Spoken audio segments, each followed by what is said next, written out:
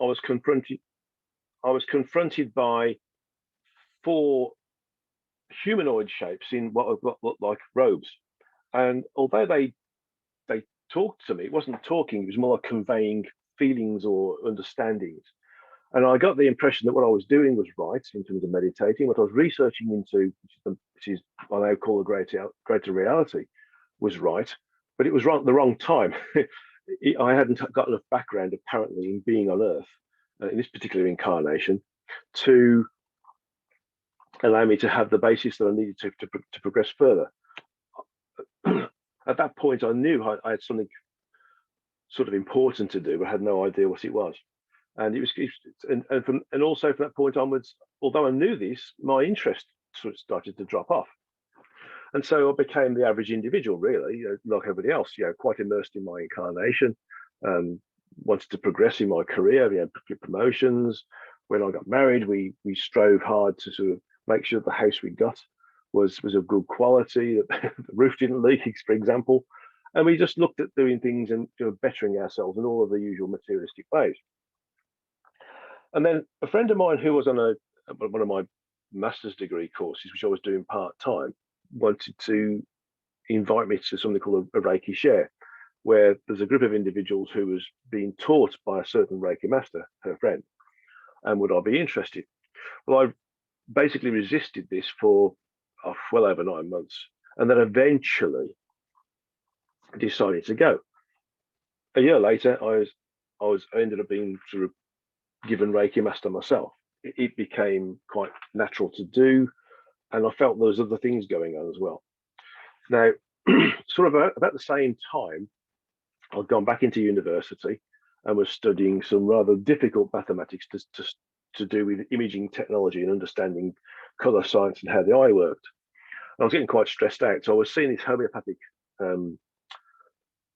healer in a place called King's Heath, and he was doing a lot of work with me, and it was working. I was starting to think clearly and see clearly, and it's understanding things. And I was obviously responding to his own energy healing as well. Now he moved on and introduced me to another person, another lady called Helen.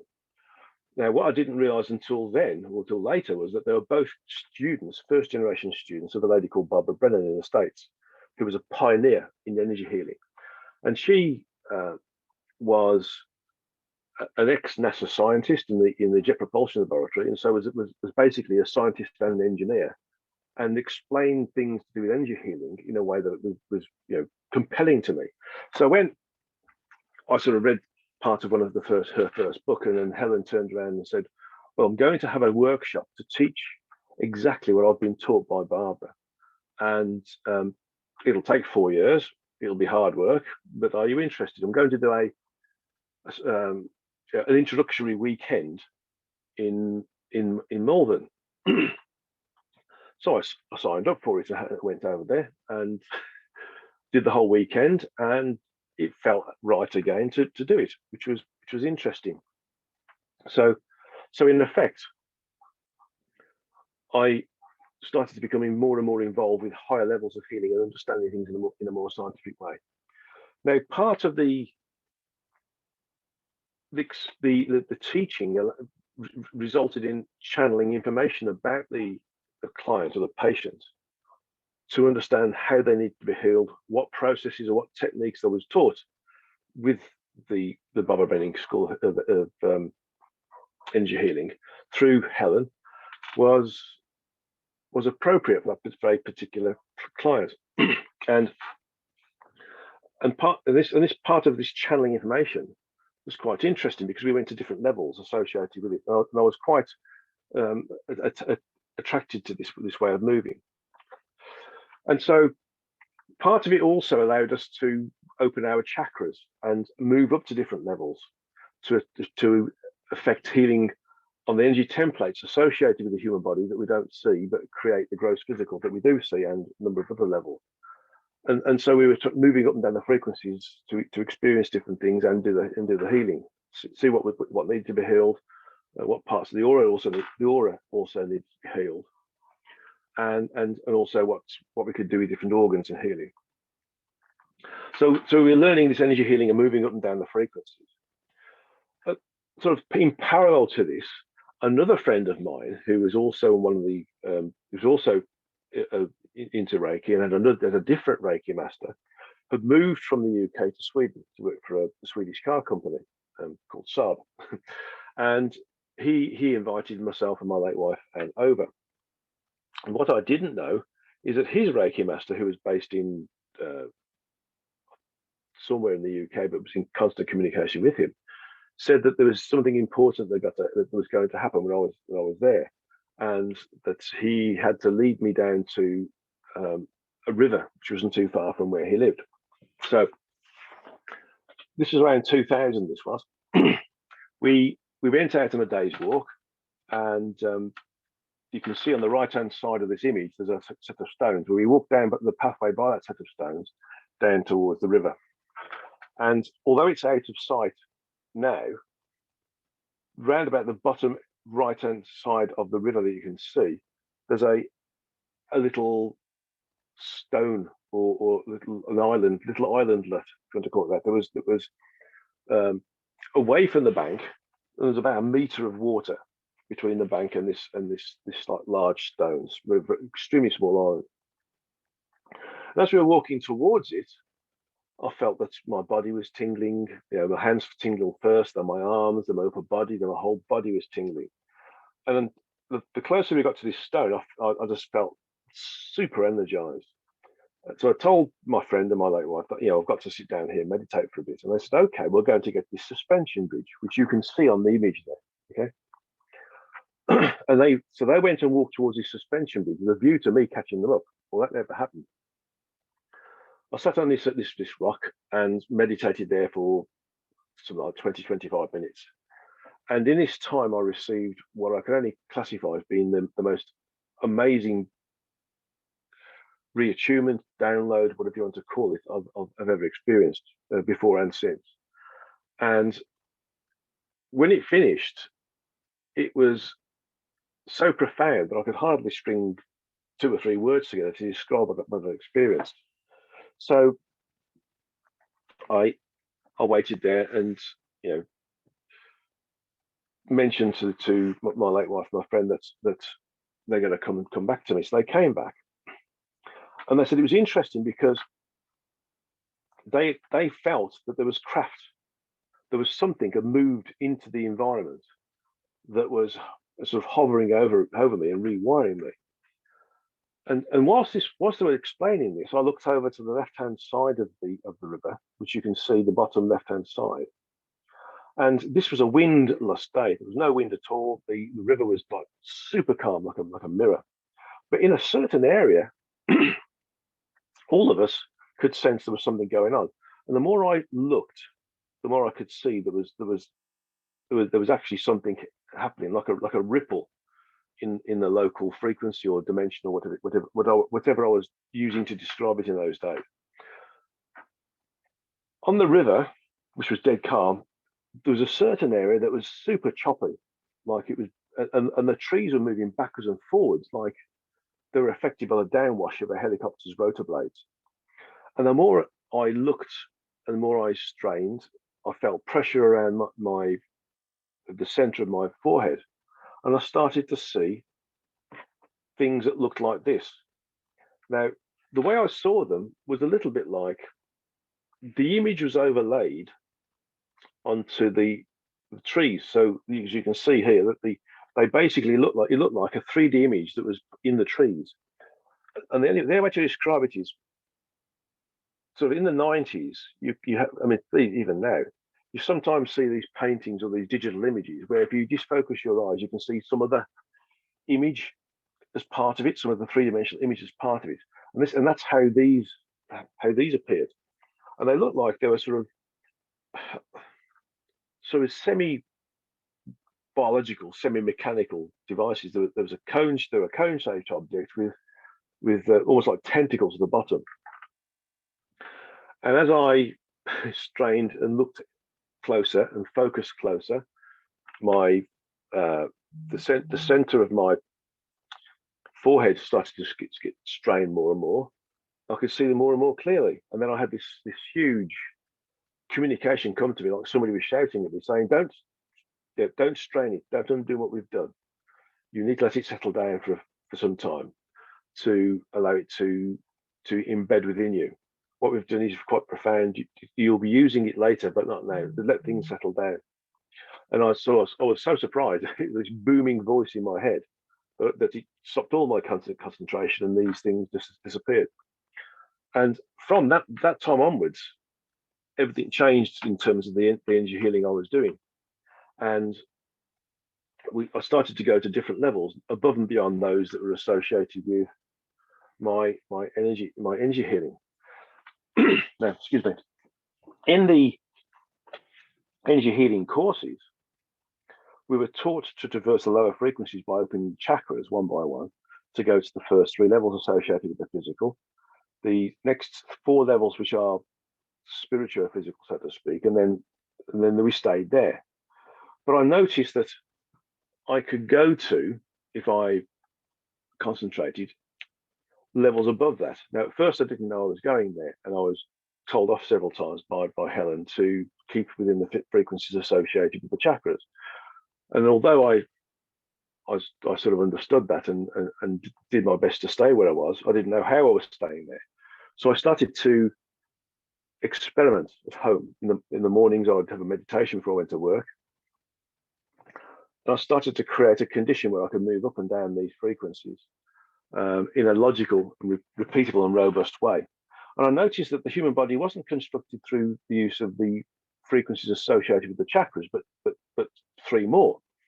So the first three were the physical, the next four were the spiritual physical, which we sometimes call the astral levels, although the astral level at that time was understood as being the fourth frequency. I now understand it's the next four frequencies. So there's obviously misunderstandings there based upon obviously educational processes.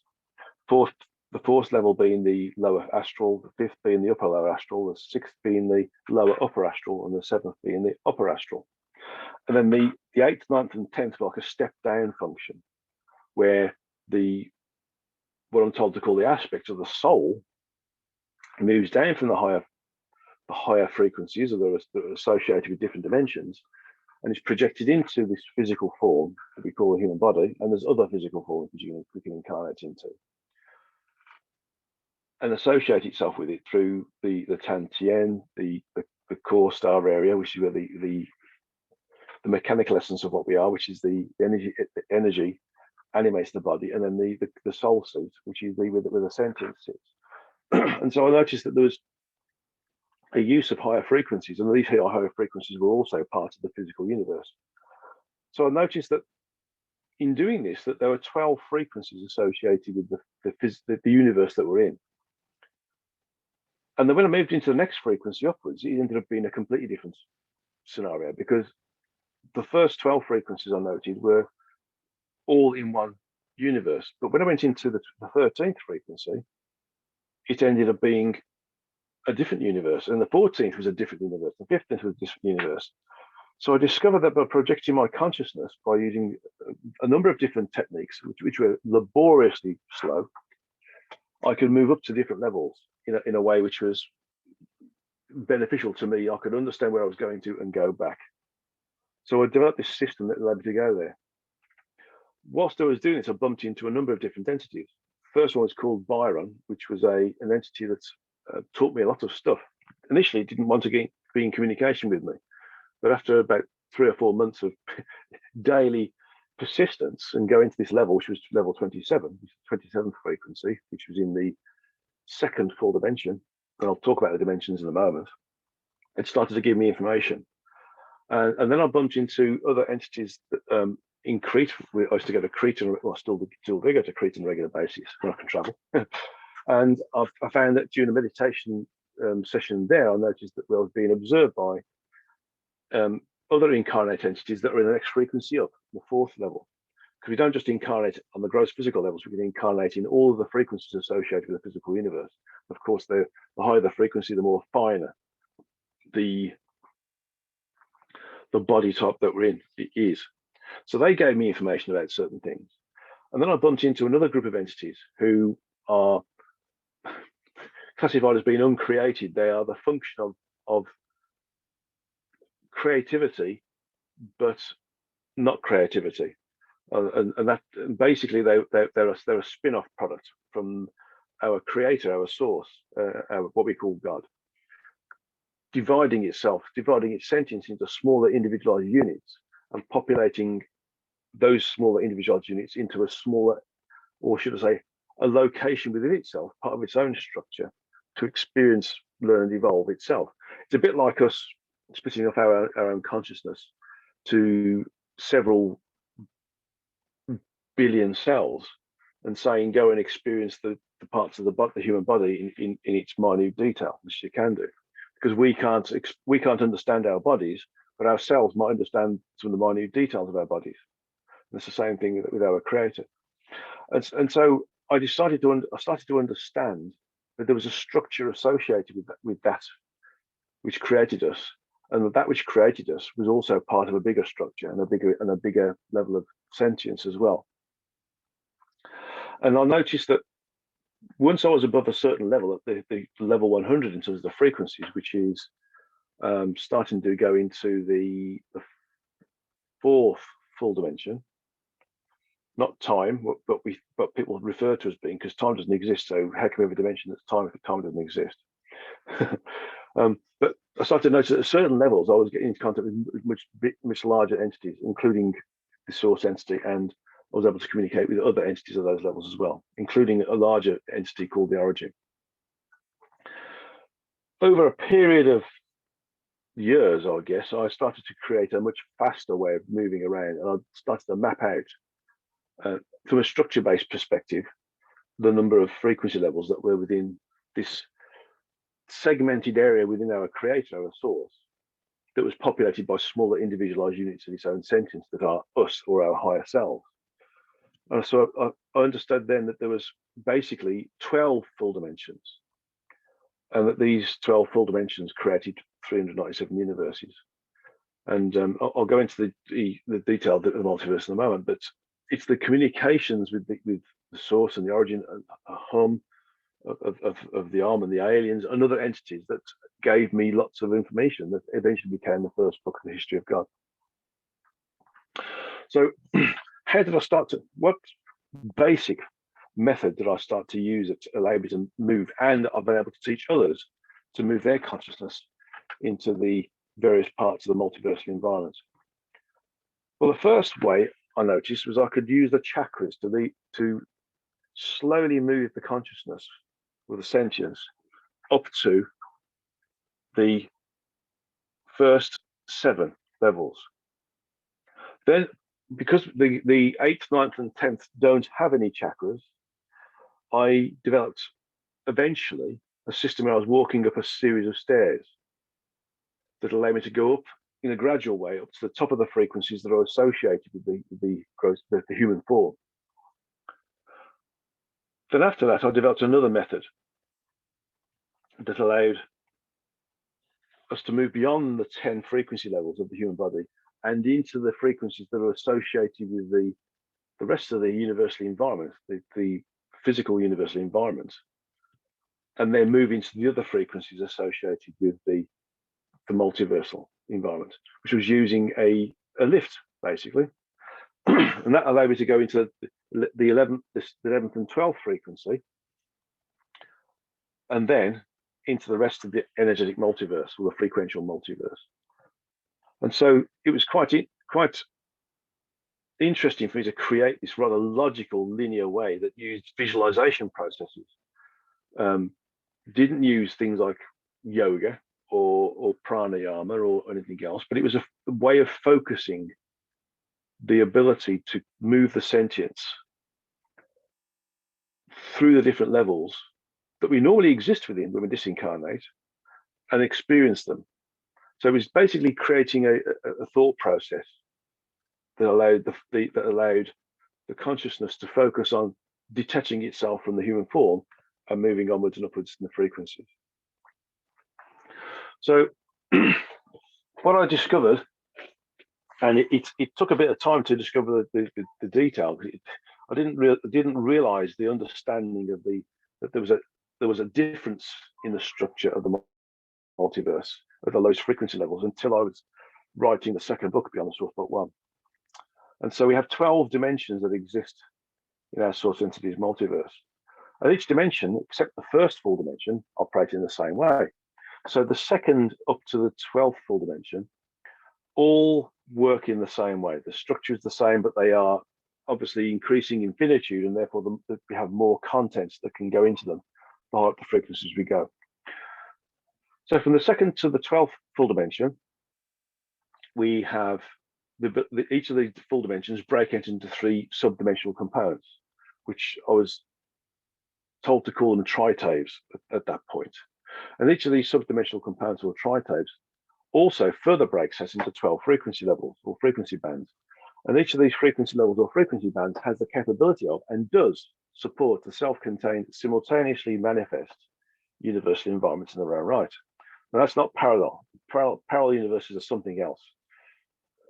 Realities are something else. I shan't go into those because there's a whole series of lectures that are potentially available as a result of this. So what we have is basically in 11 of those full dimensions, the potential for 36 frequency levels and therefore 36 universes. But where we are now is quite unique because the first full dimension houses all the lowest frequencies, and it operates slightly differently as a result. So although it splits out into 3 subdimensional components, because of the low frequencies, that they don't stay split out, they end up being a composite subdimensional component. And that only allows 12 frequencies to be created. And all of those 12 frequencies are required, because they're so low frequency, to create a universal environment. So we have a really unique situation where we have one full universe that only has 12 frequencies and only has one universe rather than 36. And then we have one universe that is really unique because it has 12 frequencies to create it. And to experience this universe properly, we have to integrate ourselves with something that is part of that universe. In this instance, it's the human form. And although there's other incarnate vehicles, as I'm told to call them, that are available throughout the different frequencies associated with the physical universe.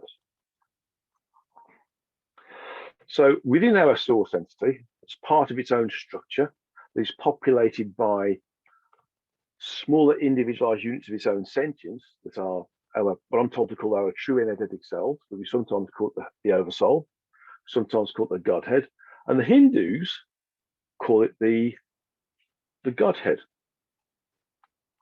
So we have Godhead, higher self, oversoul, or true energetic self. They all mean the same thing. They're that much larger part of us which occupies a position within the multiverse environment.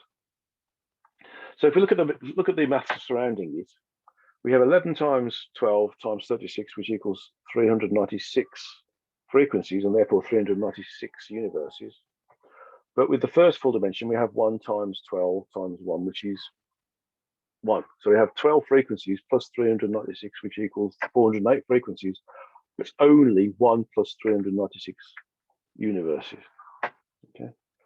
Now, if you think of it this way: think of each universe being like a memory stick, and think of a file that's so big that it requires 12 memory sticks to save it. Probably like the old floppy disk days when you needed about 12 floppy disks to load up Microsoft Word. Similar to that. And then you go to the next level, the 13th frequency, which is the next dimension, and all of a sudden you only need 1 memory stick to save that file rather than 12. And then you get to the next frequency, the 14th frequency, which is still in the second dimension, where you can save several files on the same memory stick. And then you go up and up and up until you can save billions upon memory stick that is equal to, let's say, the universe that's on the 408th frequency level, so the 397th universe. Now, another way to think about the structure of the multiverse, and this is really quite linear, by the way. I'm going to give you an even more linear way of understanding it, which isn't the way it actually is. This is the only way we as human beings can understand things. We are limited in our cognition because of our low frequencies, and this is only while we're here. And so we need to understand these things in a very simple way. But think of it like a pie, like a pie. Each full dimension is like a pie, and each third of the pie is split into 12. And each of those 12 is a gradually increasing level of finitude associated with a frequency level. That's one way to look at it. Another way is to look at it this way. This example only shows you the first four full dimensions. But you can see at the bottom, you've got the first full dimension, which is split into 12, which creates one universe. And then every time you go up a level, frequency level, you go up another universe. And then when you've gone through the next 36 levels, so if you've gone from the 14th until the 48th, you go to the 49th, you're in the next dimension upwards. So as we move through the frequencies, which are like the stepping stones or the building blocks of the multiverse, you go into a different subdimension, and then you go into a different full dimension as a result of it. So there's a structure to the multiverse, but the thing is that this is just a human understanding. Because when you experience it properly, it's completely amorphous. Everything is within and without everything else. So although it appears to be separate, individualized, universal environments, they're all in the same space. It's just that they occupy a different frequential level within a different subdimensional component, within a different full dimension within that space. And so, although it's all the same space, everything is within and without each other. So, whilst we're in the physical universe, what we're trying to do is to work with this understanding and this knowledge, work on bettering ourselves, and get to a position where we can start to move up the frequencies whilst incarnate, go to the next level, which is the fourth frequency level. Because as we move up the frequencies, our communicative bandwidth increases, and therefore that which we are almost totally severed from, but not totally, but not actually severed from, starts to become more accessible. So it's a bit like trying to use two baked bean cans and a piece of string between them to communicate, when really we should be communicating on the fastest broadband possible with the fastest computers possible, and accessing everything on the internet instantaneously. And that's everything, not just one thing. So that's what we're used to doing, and we're communicating with two baked bean cans and a piece of string right now. So if we move to the next level, it's like moving on to the first modems. So we start to get a better understanding. We can communicate more. We can communicate with each other more intuitively, telepathy, and we start to understand that there is more in the universe and multiverses than what we know. Now, part of this was that a bunch of years ago, we were all being told that around the end of the year 2012, about the 21st of December 2012, that we were going to ascend to the next level. But when it happened, nothing apparently happened. So it left everybody confused. It left a few people who've written books about the December the 12th, or December the 21st, 2012 ascension with red faces, basically. And a lot of critics of spiritualists or metaphysics were jumping around in joy because it vindicated their thought process, and it damaged the spiritual growth quite quickly. But what I want to do is just remove this confusion and tell you what actually happened very quickly. Normally, when we ascend in an individualized, slow and gradual way. We do it individually, not as a group. This is a repeatable process that we go through, and we can't expect large changes because it's difficult to achieve and difficult to sustain once you do them. So everybody ascends in their own way. We work on ourselves. We become more considerate, more service orientated, more loving. And we don't shout at each other or get angry. We operate in a more caring and thoughtful way. But what really happens is that because we're ascending gradually, you get normalized. So we get normalized because we aren't experiencing the steps change. And it's a bit like, if you think about it, it's a bit like getting in a bath. If the bath water's too hot, we jump out again because the difference in temperature is marked. It's a big change. So that's when we notice the change. But if the bath water was room temperature and we got in and we didn't notice the difference, and then somebody slowly introduced hot water, we would get used to that hot water being in the bath. And so it would get to be quite high level of temperature, and we'd be normalized to it. And so what happened is that because we were getting normalized to our global ascension, that we surpassed where we were projected to be in December 2012, in February 2012, but none of us noticed it because we've been normalized. We've been normalized to it. So what this tells us is that dates that spiritualists use that are given to them by other entities that are the disincarnate or a higher frequency but incarnate, we can't use because it uses something called time, which actually isn't a valid metric, because humankind is the only it's the only incarnate entity in the whole of the physical universe that's created a metric for something which doesn't exist. So when we talk to other entities that are disincarnate, that exist in a series of event spaces rather than time-based, linear-based understanding or clock time, we get misleading information because they don't know how to interpret it. So when they say a certain date, and we say, "Oh, that thing's going to happen then," and it doesn't happen then, we get confused and we get cross and we start to lose confidence in what they're saying. But on top of that, it doesn't take into account gradual movements up or down. So when we have the flat road to ascension, all we see is where we are and where we've got to go to. When we're going to get to that, when we're at that level, we would have ascended, and that will be a quick change. So we don't really understand that there has to be a level of hard work to get to that, but it's a long way to go, and it's like a stepped change, you know, like walking up a series of steps in your house. But actually, it's a big jump.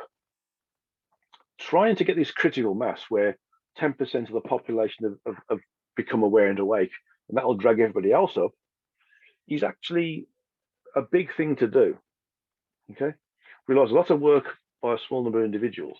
It's a huge jump in frequency, and one that is actually a difficult thing to maintain, because whereas it needs a critical mass to maintain it, if that critical mass isn't maintained, we drop down. So let's say we need 100 souls to be of a certain level to allow a larger group to ascend the frequencies in one jump. If the collective of those souls then starts to gradually get more and more complacent, oh, we don't need to do any more work, and we drop down to 99 souls who are of the right level of awareness, the right frequency level, the right evolution level, then we all but drop down again. So it does rely on a continuous level of self-awareness and self-work. And in actuality, where we are right now, and I'll explain in a moment, is in a position of devolution because we've become complacent. So there's a big frequency jump, and we have to maintain, and this critical mass isn't actually a robust way of ascending, either from a group-wise perspective or an individual perspective. However, if we take the gradual road to ascension, which is what really happens on an individual basis, although it's a huge jump to see where we are now to where we're going to go to, if we realize actually the road to ascension is a gradual increase up the frequencies, that we ascend in a way that is natural, progressive, and achievable on a regular basis, creating small changes in frequency that allow us to maintain it and not be subject to sudden drops. Because we do suddenly drop, I mean, our movement up the frequencies is basically based upon a sawtooth profile, and the average is our ascension, our movement up the frequencies. Sometimes we go up, sometimes we go down, and I've noticed that these ups and downs aren't just like a sawtooth profile. Sometimes they could be like the old pit saw profile, where you have the one big tooth with little teeth on top of it, and a big drop, and then another big tooth with little teeth on top of it, and then a big drop. And we're going down one of those big drops now. So individualized gradual ascension is a much more robust method of ascending, moving up the frequencies, becoming self-aware, than the cliff face ascension, the critical mass ascension that spiritualists or metaphysics individuals desire. Because cliff face descension is just as likely to happen. And big setbacks, where there's a lot of individuals have been affected, totally affect the spiritual, metaphysical human race, the aware human race, in actually quite a negative way. And if you have you noticed the things that have happened since 2012, we hovered around a good level of frequency, and then people started to lose confidence because this so-called mass ascension didn't happen in 2012 because we didn't realize it was gradual. And so people started to become disenchanted, lacking confidence, and stopped their metaphysical or their spiritual practices, such as helping others, being of service, and more importantly, meditating. So where we are now is we've dropped down this big sawtooth profile, and we haven't hit the bottom yet.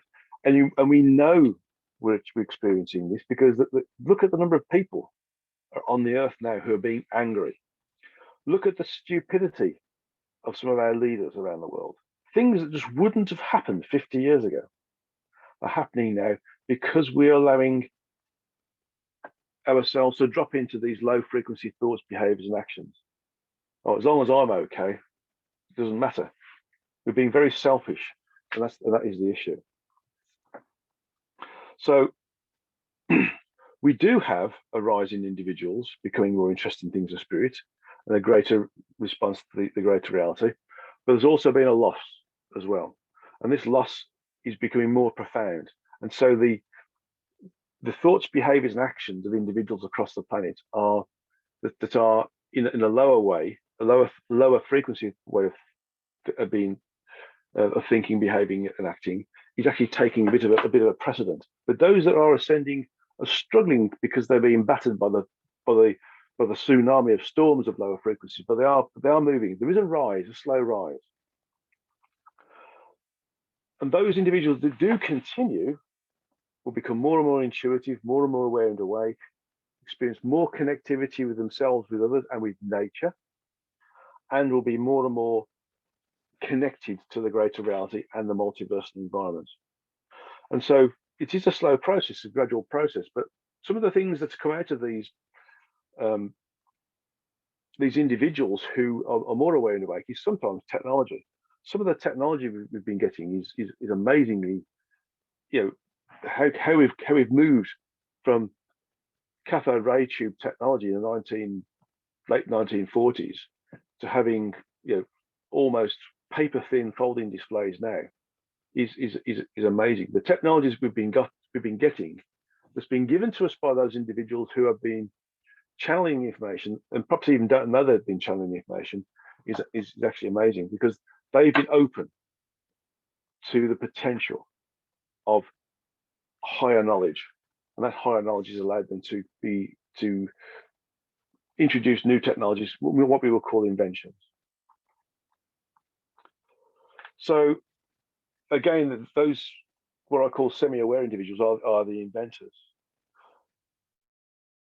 and delivering what they've been given is creating these quantum leaps.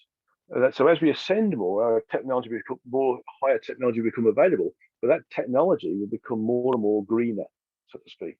So we're working on more and more on creating energy by using the right materials and shapes and sizes of materials, so-called sacred geometry, than we are by generating things like electricity through the rotation of machines, by needing coal, or by needing even solar power or wind, or nuclear energy. These things will become available to us as we become more and more open. If we rise to the frequencies more, we ascend more.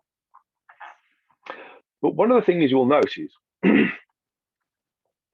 although there are a lot of individuals who have dropped down the frequencies, those who've moved up the frequencies start to disappear from us.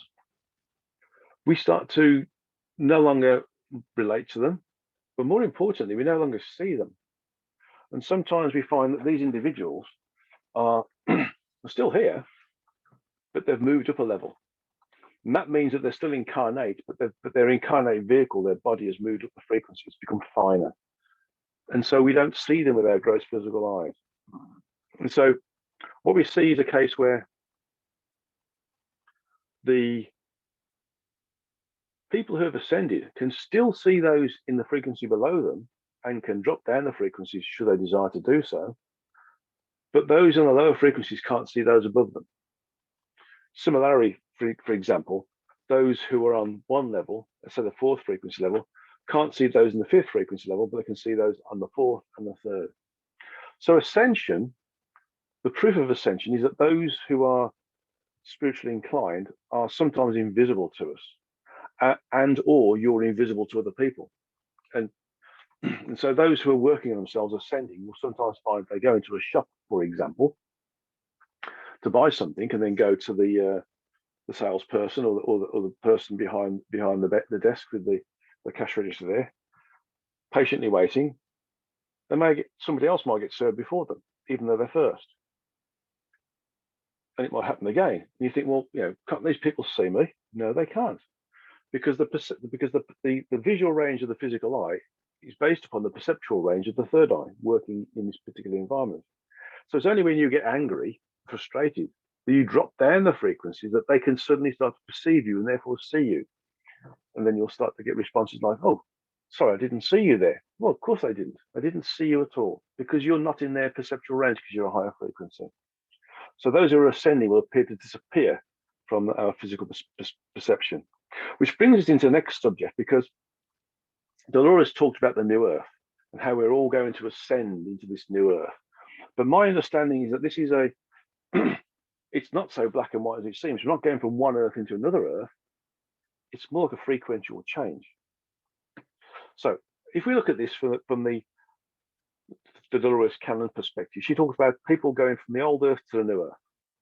And those who hadn't risen to the frequencies or ascended would stay on the old earth and continue to work with that. Excuse me. And those who were a higher frequency would ascend and go into the fourth frequency, the new earth. And she separated these out as being two separate bodies where people would go to. But in actual fact, my understanding is that there aren't two separate bodies. It's all in the same place. It's just based upon a different frequential level. So although some of us might ascend from the third frequency level to the fourth frequency level, we're still on the same earth. It's a different manifestation of the environment, but it's still the same earth, higher frequency level. And so what we see on the fourth frequency level includes all sorts of different things, like more buildings, different individuals there, maybe we even are able to interact with other entities that are incarnate that are visiting the earth. But those in the third frequency level wouldn't see it because they're not in that level. So as we move up the frequencies, we start to see something. We start to see a pattern where those who are on the fourth frequency level can see those on the third and the fourth, but not on the fifth, the next frequency up. Those in the third can't see anybody. They just think people are disappearing, or that the friends that they had for ages are just ignoring them. Those in the fifth frequency level can see those in the fifth frequency level, those in the fourth, and those in the third, but not those in the sixth, etc. And so we get into a situation that, depending upon where you are frequentially in the physical universe on the earth, depends upon the content that you can interact with. And so when we look at it, we don't have one new earth we're going to. We can potentially ascend through, I think it's 10 new earths. 1, 2, 3, 4, 5, 6, 7, 8, no, sorry, 9 new earths. There's 10 earths. The first one is part of the first three frequencies, because the first three frequencies create the gross physical. Scientists call this the third dimension. It's not the third dimension. There are three physical dimensions that create volume: height, width, and depth. If that's all it is. The third dimension, in my understanding, is a much higher piece of structure. These are the first three frequencies that allow the manifestation of the gross physical. But there's other frequencies associated with the physical universe, as we heard in the first part of the presentation, that allows us to know that there's much more in the physical universe than it is. So we can potentially progress through 9 progressively new Earths that are a higher and higher frequency, that allow us to incarnate into the Earth at progressive levels of finitude, where the incarnate vehicle that we use is finer and finer and finer, to the point where around the 11th or 12th frequency level, it's almost not incarnation. And a level of connective ability and communicative bandwidth is high enough to be able to understand who and what we are, come into an incarnation, and know exactly what we've got to do, how to do it, and get out of the incarnation. If we look at the physical universe to our physical eyes at night time, with no light pollution around us, we see lots of stars. But when we extrapolate that outwards, we realize that the stars are very small pinpricks, and some of those stars are actually galaxies. And so from our perspective, the universe is mostly empty. But if you go up to the 4th frequency level, you see there's more stars, because they exist in the 4th level. Go to the 5th frequency, you'll see even more stars or galaxies, because they exist in the 5th frequency level. As you keep doing that and keep going up to the 12th frequency level, you realize that the physical universe is absolutely ram-packed with galaxies of various different levels of density, of local areas of density, which you call planets, excuse me, and other entities that are incarnate at different frequency levels, and the bodies that are associated with those frequency levels. So although scientists consider that, there must be something holding the physical universe together, but we can't see what it is because we can't see it, and they call it dark matter, actually the space in between those stars or galaxies is actually there. It's packed, but on different frequency levels. So dark matter doesn't exist. It's just that we don't understand that in the higher frequency levels associated with the physical universe, there are other levels of content that start to create the full aspect of a complete universal environment. But that universal environment is only properly observed in totality when we get to the 12th frequency level. So we have lots of new Earths to go through. So this is where we are right now. We've gone through my awakening. We've gone through the structure of the multiverse. We've gone through how we're ascending, and how our ascension can be related to in terms of the different new Earths that Dolores Cannon presented to us a long time ago. And that's it. I don't know if there is any questions. We haven't got time for any questions, Danielle, but that's where we are right now.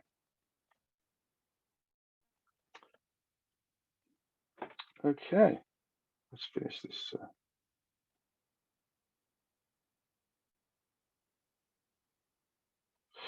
Okay, Danielle, so back in the office. Does anybody have any questions on this, or do we have time for it, or does it make sense? We can have a few more minutes anyway, but that was so interesting, and it does explain about the different frequencies, like we always talk about, you're going to ascend, but then you made it so clear that we are doing it gradually. Yeah. And I like the fact that sometimes people don't see you is because you're in a different dimension, a different frequency. Well, it was really interesting. The first time I explained this, I was in the States with my publisher, and Dolores' second eldest daughter, Julia, said, I think I've experienced this the other way around. And she explained how she was driving on the freeway one day, and she was on the freeway, and she saw a black SUV coming onto the road on the side of her, move behind her, and she expected to overtake her, and it was no longer there. And she said, I saw this car come by the side of me, drop behind me, and come up the other side, and then it wasn't there. And she said, perhaps this person was just a higher frequency and had just chilled out and therefore pops back into his normal higher frequency. And when that happens, it isn't just that you go into a higher frequency, that which you're associated with goes into a higher frequency as well. So your clothes in your car, for example, go in there. So so one of the things we've noticed is that the other way around, when you're operating on a higher frequency, people don't see you in the car either. So they cut you up. So you have to be careful. Yeah, because you see a lot of videos now where something will just appear out of nowhere. And then, but people don't realize they're jumping from frequency to frequency, but it's like, oh, it's a ghost.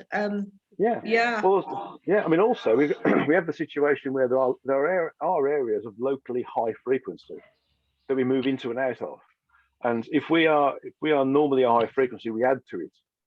If we're a lower frequency, we start to drag it down a little bit. So if we're normally a high frequency, we go into an area of locally high frequency, we add to it, and then we start to experience different things. Like we can see like windows into so-called other time areas of the planet, where some people see all of a sudden they see no buildings and they see a grassy plain with a red Indian on a mountain on a hilltop, for example, which has been experienced by some people. Or some people see old Chicago. You know, it's because they're moved into a higher frequency, and that's where you start to realize that time doesn't exist. It's all mixed up together. So, yeah, I mean, David Biggs is, I don't know, he's disappeared, but he was telling us the story of him driving along the motorway, and so because there was a lot of traffic in front of him, and he looked down, and then when they looked up, they'd moved on to somewhere else. Yeah. So that's a jump, you know. Yeah. There was no one around. There was no traffic. Yeah. So it happens when people lose time as well. Yeah, I mean, we can move from one location to another location as a result of moving through frequencies. The idea of space being like warped, so to speak, is what happens when you move a different frequency. There's no the limitations associated with living in a linear environment within the first three frequencies of the physical universe are just not there as you move up the frequencies. So it's just understanding how to work with it and how to manipulate the possibility of being able to work with those different functions that we have as a higher frequency individual. That's where magic happens, isn't it? You know, we call it magic. We call it magic, but it's actually not magic. It's just a different understanding. But somebody just said something there, and I just need to so I can find the chat that came up. What is the impact of being around people who are low frequency? Does this create a conflict? Yeah, basically, if you're around lots of low frequency people, they can drag you down. Yeah. And it's so easy to come down the frequencies, but it's so hard to go back up again. Just avoid these low frequency people. Yeah. Don't interact with them. If you have to, do it on a very professional basis where you don't get involved with things like conjecture, argument, discussion, talking about somebody else, all these different things. It's a sure way to drop down the frequencies, and it's difficult to come back up the other side. Really difficult. Because then you get angry, don't you? You get, all worked up, and then I mean, gossiping, for example, is a surefire way of dropping down a frequency. It's 10 times easier to drop down a frequency than it is to get up it again. Up. So, it's 10 times easier to drop down. Let me turn it around. It's 10 times harder to go up a frequency than it is to drop down one. Oh God, yeah. Let's turn it around. Yeah. So really, all the wars we've had, that's really dropped us down. Yeah. If you have to work with people who are low frequency, the thing to do is to meditate in the mornings and make yourself a higher frequency so you can survive the day. But don't get dragged into communications that are quite clearly low frequency thoughts, behaviors, and actions. But again, that is difficult. But we start to, once we start to do this and start to recognize and start to work with these individuals, we can start to see when they're moving into one of these low frequency sort of directions, and we can avoid it. You know, you can change the subject matter and bring them back on track the way where you need them to be, or you can just. Sorry, I've just muted you.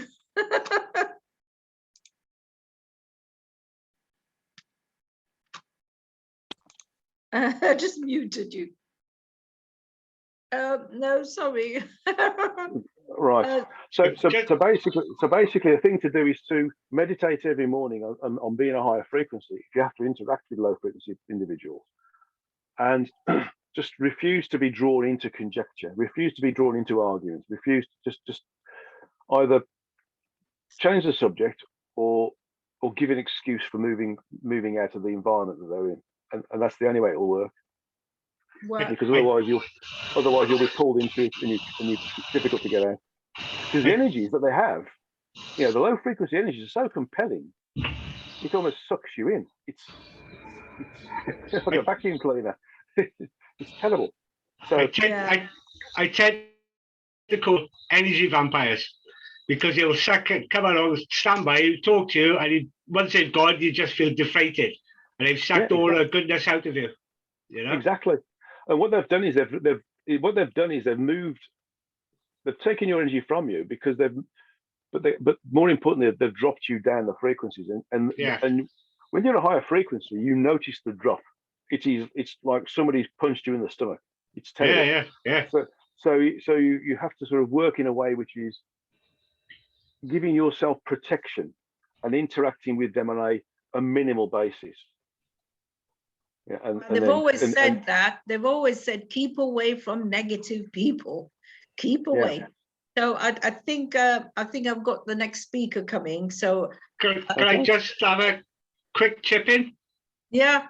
I was going to say, because Guy talks about frequencies, we sort of look into frequencies as well, because when you do a CE5, you use all different tones and frequencies. And I know that scientists are sort of looking at whale songs and stuff like that, and using that, and they are getting results. You know, they're using like whale songs out in the sea, and a whale will come along and something else will appear, you know. So it's all to do with different frequencies, you know, tones, but that's what CE5 is, you know, use different tones and frequencies. You know, I use like a crop circle tone, and I've had, out of like say 10 times of using that, I've probably had 6 or 7 times where something has showed itself. You know, it's only briefly, and only a couple of us will see it, but it's all the time. It's there. You know. Yeah. They're all there. It's just a different frequency level. And the human eyes are really inefficient. You know, they've only got 300 nanometers of wavelength that they can, you know, they can see things with. And so to say that what we can't see doesn't exist is nonsense. Because we get sent footage like cameras, mobile phone footage, or phone footage, camera footage, and a lot of the times these people standing there, we couldn't see anything by naked eye, couldn't see anything, and yet they've got something right in front of them moving about, and it doesn't have to be, you can't see it, but it's in a different frequency. But the frequency the cameras are on can pick it up, and I've known quite a few people that do that, you know. Yeah. That's because digital cameras these days, very quickly, Danielle, that's because digital cameras use something called coupled charge devices, and they're inefficient, and they pick up frequencies above the visual range, and they and when it's picked up, the software compiles an image, and so you see what we can't see as part of the image. That's why we see orbs and things, those sorts of things. So, it's fascinating. Yeah. Guy. I need to stop you. I just want to ask one question, Danielle. What's the point of being on it if I can't ask a question? No, you can, but I've got another speaker waiting. Yeah, well, okay. Well, I'll ignore the question and I'll turn it off. Yeah, if you put it in the chat box. Yeah, put it in the chat box and I'll also. Yeah, put it in the chat box because he's waiting. So sorry. So thank you, Guy. And you really made it clear for all of us to stay up. Yeah, and instead of being drawn down, especially with COVID stuff, people are just being drawn down all the time. Yeah, they certainly are. Yeah, certainly are. So stay around, Guy, and I'll just introduce Peter Hedron, who's waiting. So again, thank you. I'll be in touch. Okay. So Peter, are you there? Yes, I am. Hello, everyone. Yeah. Hi. Can you hear me okay? I can. Yes. Fantastic. So just to say that Peter has never shown his face before. And so I actually have in my previous projects. I'm actually quite known here in locally in Manchester. That's the reason why I don't do this anymore, because this is actually much more controversial. So yeah, not anymore. Yeah, I know. So we won't see Peter, but he'll tell us a lot more and give us a lot more information. Peter has got loads, thousands and thousands of people on YouTube, and he's in touch with these machine elves. So I'm really looking forward to hearing you, Peter. So yeah, take the stage. Thank you, and thank you very much for the invitation. That's all right. Hi, everyone. I hope everyone's okay. So a little bit about me. My name is Peter Hedron. I'm a video producer. I'm a writer, a truth researcher, but most of all, I would say I'm a psychonaut. So psychonaut is a person who's an enthusiast and proponent of psychedelics. And as Danielle has mentioned, I started a few years ago, 3 years ago, I started a community called 434. And I'm dealing with what I believe to be interdimensional entity communication. So just to make it clear, all of this happens in psychedelic states. And I know that psychedelics are a controversial subject, not as much as they used to be a long time ago. Now they're gaining a lot of good rep in scientific circles, and now that more and more people come forward saying what I've been talking about what I've been experiencing for the last few years, it's becoming more like mainstream knowledge. So this is something that I'm really happy about, and this is something I want to share with you. I can imagine that because this is a UFO conference, you guys would probably be expecting someone to talk about physical aliens and anything to do with UFOs, technology, that kind of stuff. So I will mention a little bit about this, but it will be mainly about entities of a different kind, the metaphysical ones. And it's a serious subject. It has nothing to do with hallucinations. It's a lot to do with what we're slowly discovering. I believe we're on a precipice of something very important. It's groundbreaking information and experiences. And I believe it will only get bigger with time. As Danielle has mentioned, I have a social media following of more than 80,000 people now altogether. So it's not just me who's experiencing these psychedelic entities. There's more of us, and there's so many of us that we started creating a community now, and we are trying to understand what is going on, who is it that we're talking to. And I'm about to publish a book on this, and what I will be talking about is pretty much just the synopsis of this book. So it's very easy for me because I wrote this book over the last 2 years, just talking in videos about everything that I know, everything that I've experienced. So I'm basically just telling you what is in this book, and it's basically describing what we've been experiencing. So I'll start from telling you what my history is, how all of this started. And it all goes back to 1997. I was born in 1980. When I was 17, I smoked weed for the first time. And that was when I had my first psychedelic experience. At that time, I didn't really understand what was going on, what was happening to me. All I knew was that suddenly I found myself in a different realm, surrounded by messages and what appeared to be entities. And I didn't understand what it was. I was sure that these are my hallucinations. I was convinced it's just a product of my brain. But that didn't stop me from sitting in the middle of the room, surrounded by my friends, and just transmitting messages like crazy, being a transmitter. And they loved it. They didn't understand what it was. I couldn't remember it, but afterwards they told me that I was just telling them crazy things they couldn't understand, and they said that it was as if something was talking through me.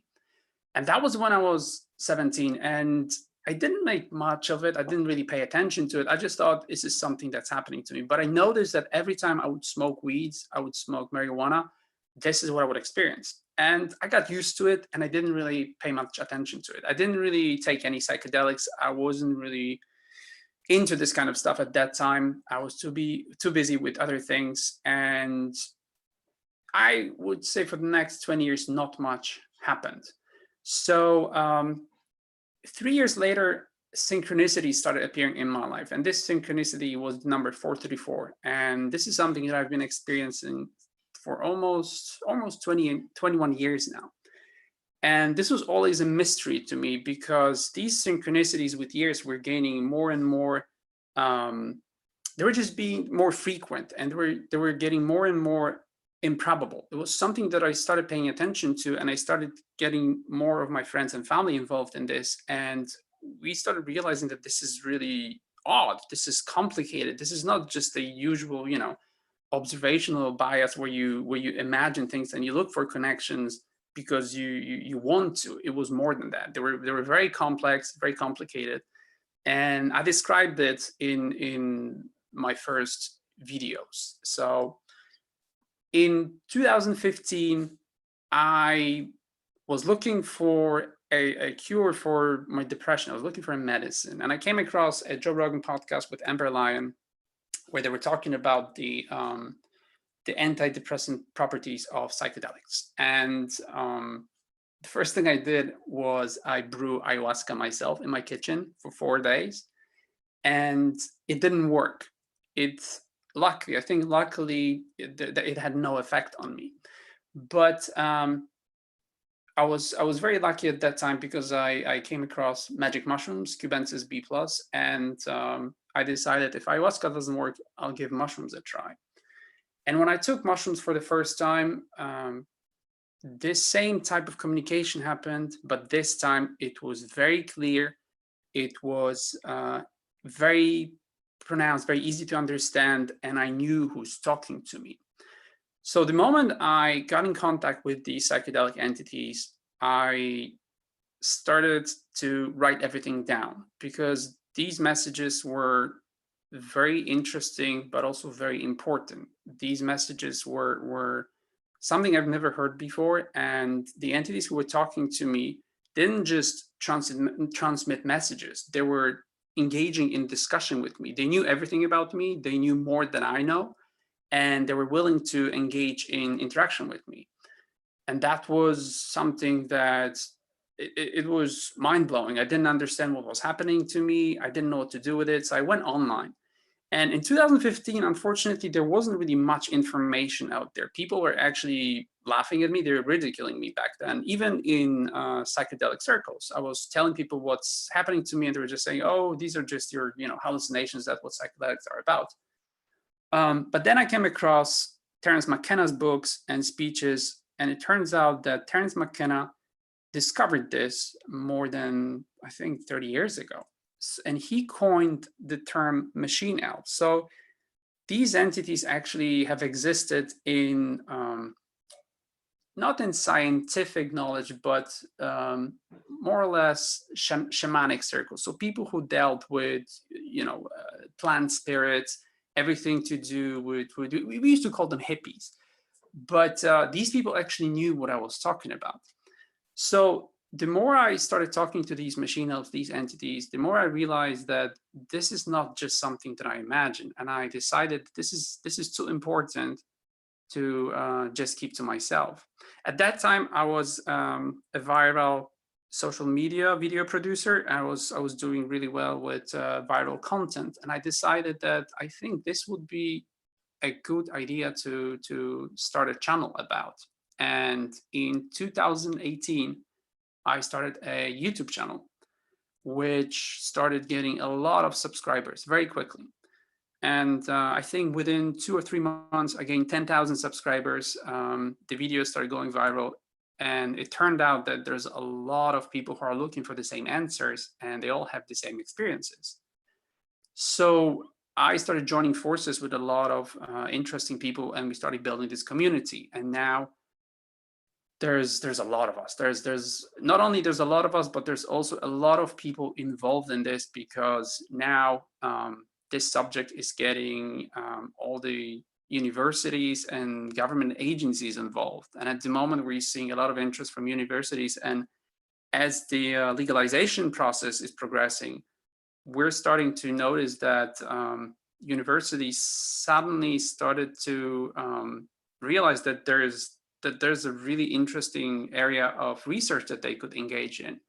And now we're getting it from every possible angle. So everybody's engaging in this. And it's really interesting, because recently you also started hearing about celebrities. Okay, maybe I'll not give you any names. You can look it up. You can look it up on Google. I don't want to use any names just in case if they're not happy about this. But machine elves are now a part of the mainstream narrative about entities, aliens, and all kinds of other dimensional communication. So who or what are machine elves? So let's try to define what it is that we're dealing with. Machine elves are also called clockwork elves, DMT entities. They have many names in psychedelic circles, but historically they've always been around. They've always been called spirits or angels, ghosts.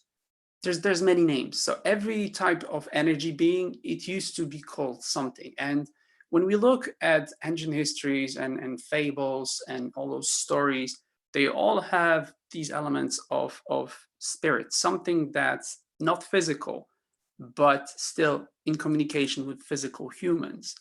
And every culture has that. It exists. It's been around for thousands of years. Of course, the more you go into the shamanic information, anything related to people who deal with plant medicine, you'll see that it's there. It has been here for centuries or even millennia, and people have been dealing with these entities for a very long time.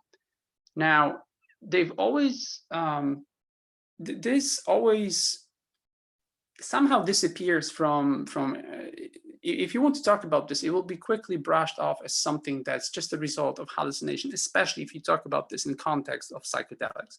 Obviously, there's a very easy way to dismiss it by saying you're taking drugs, but that's not the case. This thing is very important, is bigger than us, and recently some big names in both in politics and in mainstream media, they all started talking about this openly.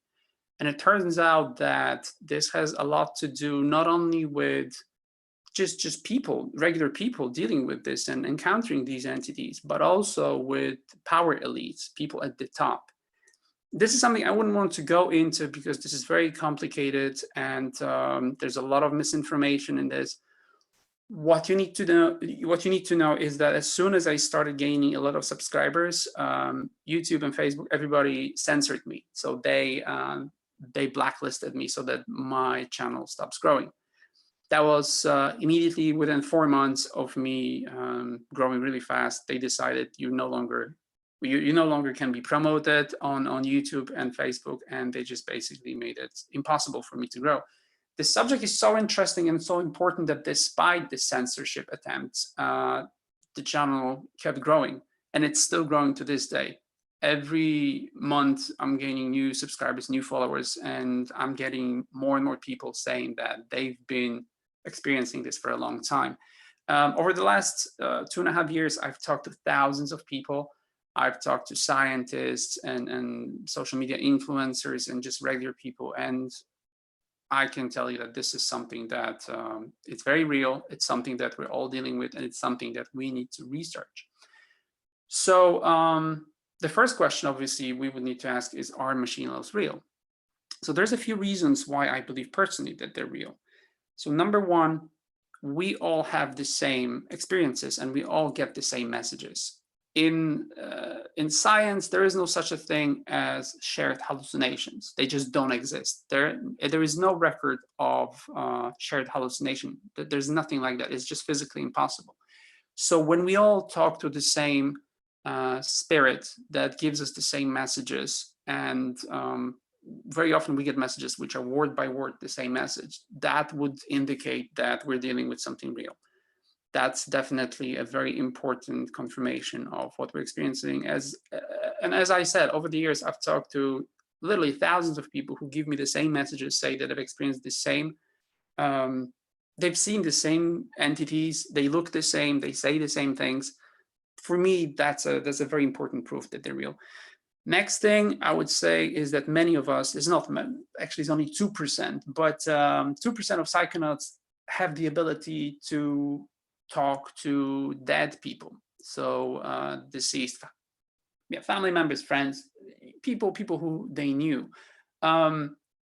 Many people can do it, mediums can do it without psychedelics, but it's very interesting in a psychedelic state because these entities actually facilitate this communication. They help us get in touch with our loved ones who are no longer here.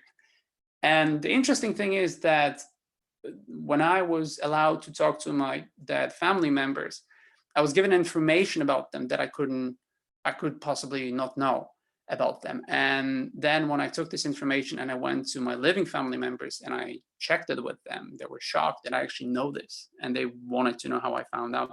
I've never talked to my family members about these psychedelic experiences. I don't want to upset them, but very often I would get an information from a deceased family member that would be later confirmed word by word. So exactly the same sentence would be spoken by my living family member. They say the exact same thing.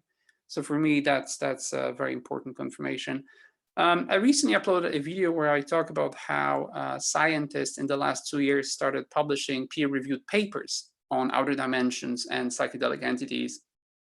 And there are a few studies where you can read about thousands. I think the biggest one was with 2,500 psychonauts, where they, in controlled environment, they were asking people to report live what they're seeing, what they're experiencing. And these articles, these papers confirm what I've been hearing from people about and what I've been experiencing for the last 3 years. It's exactly this.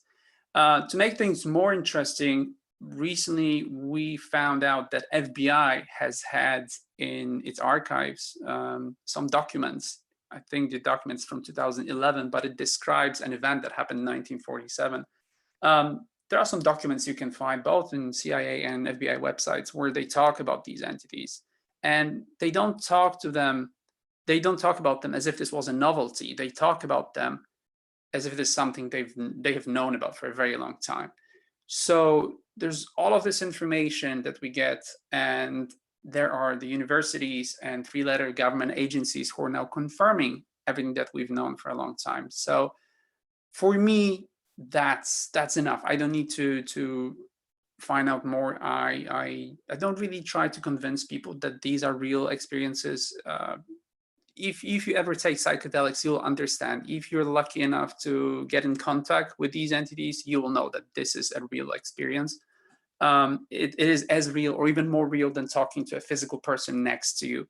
Not everybody gets in contact with them, but those who do, they immediately try to look it up online. They usually end up on 434 channels, and usually the messages I get are from people who say, finally I understand what happened to me because I thought I was going crazy. So what is the nature of these machine elves? What are they like? There's a lot of controversy in the psychedelic circles about what the machine elves want from us, what are their intentions, are they good or evil? In my 5 years, almost 6 years of contact, there has not been a single negative experience. So these entities, they are very interested in humans. They are, to them, we are aliens, and they are very, very involved in what's happening here. They don't really pay much attention to all the earthly stuff, all the physical aspects of our existence, like money, this kind of stuff, it doesn't really, it's not of interest to them. What they're interested in is our ability to communicate with them and our ability to experience emotions. Apparently, it's something very foreign, very valuable, and it's something that we should really appreciate, that we can go through this. And I'll talk about this in a moment. But their intentions are very noble. They mostly concentrate on improving us, on making us feel better. For me personally, they completely changed my life. They gave me answers to questions I had for decades. They allowed me to understand myself and the surrounding world. They gave me insight into a lot of things that we're all wondering about, like the origin of humans and what the nature of this reality is. They're like interdimensional Google, pretty much. You can ask them anything, and if they want to, they'll give you all the information they have, and they know pretty much everything. So this is beautiful. Many people report encountering something called machine of doctors, and this is something I made a video about with 4 of my friends. Basically, we all experience the same interdimensional entities performing different type of supernatural medical procedures on humans. What they do is they will rearrange things in your brain, they'll fix something in your body and in your mind, and afterwards you'll feel amazing. It really feels like going to an alien doctor. And this is amazing because this is one of the methods that they interact with our reality here, with our physical reality. There aren't many methods of their contact with our physical reality. They usually stay in their frequency range, but occasionally they will. And these procedures, these operations that they perform on humans, this is one of the rare occasions where you'll be able to experience their existence in our reality. They are occasionally checking up on us physically, and very often what I was told, what was explained to me, is that people who experience synchronicities or different types of matrix glitches, this process, all of this is very complex, very complicated. We don't understand it, and it's not something that I can explain in 1 hour. It's as I said, I wrote a book about this. It has more than 220 pages now, and I spent 2 years recording more than 120 videos. So there's a lot of information I will need to explain here, but the basics are that they are worried about us. They really want us to thrive. They want us to grow and be a better species. They really care about us. And you'll hear a lot of people saying that these are evil entities. They have different names. There's Satan's minions. These are mostly people who've never tried psychedelics. So if you ever hear anyone telling you that there are bad entities, these are people who don't know what they're talking about. And I've established that a long time ago. I've talked to these people for a long time until I gave up, and I realized that I'm not going to waste my energy trying to convince someone that what they haven't experienced is actually different than what they know. So this is something definitely worth experiencing yourself if you ever have access to psychedelic substances, be it LSD, DMT, mushrooms, salvia, ayahuasca. They're legal now in many places in the world. So if you can do this, do it, and it's possible that your life will be completely changed, not just due to the nature of the psychedelic properties, but also of this possibility of you being in contact with these entities. So many people ask, what do they look like? Well, they don't really have a well-defined shape or form. The way they look is as if you were looking at a kaleidoscope of geometric figures in psychedelic state. It's difficult to explain, but if you ever looked at psychedelic artwork, people who ever had contact with machines, you'll understand what they look like. They basically look like a morphing fractal. It's pretty much the best way you can describe it. Very often, some of these entities have a well-defined form. And if you're lucky enough to actually encounter an entity like this, you'll see that they look like a combination of a robot and some sort of a living organism. I call them bionic robots because they resemble tiny robots that actually have still organic body parts. It's very difficult to explain, but if they want to present a form, their form to you, this is what they will look like. When I asked them about their appearance, they told me that it doesn't really matter, because what they do is they take a piece of our awareness and they create a shape or a form that's not too scary to us. And they said, we try to create something that comes from your mind so that it looks familiar to you, which is interesting because most of them look like nothing that I have ever experienced or imagined in my life. In fact, when I asked one of them on my first trip to reveal its real form to me, it was such an overwhelming experience that to this day, I'm trying to decode what I saw, because it was actually an entity that was simultaneously a dimension. So it wasn't a body the way we understand it. It was a completely different understanding of existence. It's something you cannot explain in human language. One of the biggest problems that I have when talking about machine elves is that most of it is very difficult to explain in human words. This is something that when I try to describe, I feel like I'm not doing a good job, because the wealth of information is absolutely incredible. There's so much that I see and receive in this contact that it's a shame that I cannot explain it in human words. And most of us have the same problem, is that we're trying to put metaphysical terms and ideas and concepts into very limited and primitive human language. So yeah, sometimes when I try to explain something, it sounds like it makes no sense, but it will make sense to someone who's encountered these entities. So how do we communicate with these machine elves? In my case, it's only possible in psychedelic states. I take small amounts of mushrooms. I've never tried any other psychedelic substances. I'm planning on doing this, but at the moment I'm concentrating on mushrooms. And from what I know, there are some people who can do this by meditating and in astral projection. There's a lot of people who've experienced contact with these entities in near-death experiences. So basically people who left their body. And all of these encounters look the same. They all describe the same entities. For me, it's only psychedelic states. I can see them occasionally when I meditate, but it's not an exchange of information. It's just a one-sided observation. They observe me, I observe them, but there's nothing else happening. To give you an idea how it works, very often right before you fall asleep, there's this moment where you will feel that you're not awake, but you're not asleep yet. It's a tiny, I think it's like few seconds before you fall asleep. And this usually creates a window for you to look into, we don't know what this is, whether a dream realm or it's some sort of a different outer dimension. This is when you very often will see strange things happening. And this is when I get to see them for a moment. And then I just fall asleep. But many of you reported experiencing the same thing. So it's not only psychedelic states, but the strongest communication you'll ever have will be in psychedelic states. The question is, who can communicate with machine elves very often? This is something that people want to know. Unfortunately, I cannot tell you this. I was told that machine elves decide themselves who they want to talk to, and they don't really explain to me what the criteria are for communication.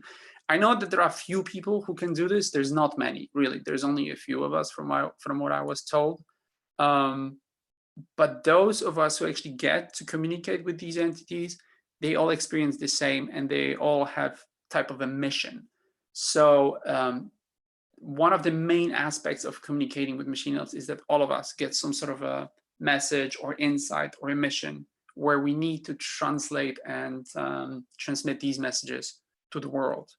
That's one of the reasons why I say that these entities care about us, because they always want as many people as possible to know about these messages. And it was explained to me that the reason why I was picked by them is that they thought that because of my YouTube experience and my ability to create communities and create followers, they said, you will be the right person to actually talk to them. And they were right. It quickly grew and to this day, it's even though in numbers is not as big as what I used to do, it's one of my most successful projects that I've ever created. Definitely one of the most fulfilling. The question that I very often hear is, where do machine elves come from? And the way it was explained to me is that and this is something that I know the previous speaker talking about frequencies.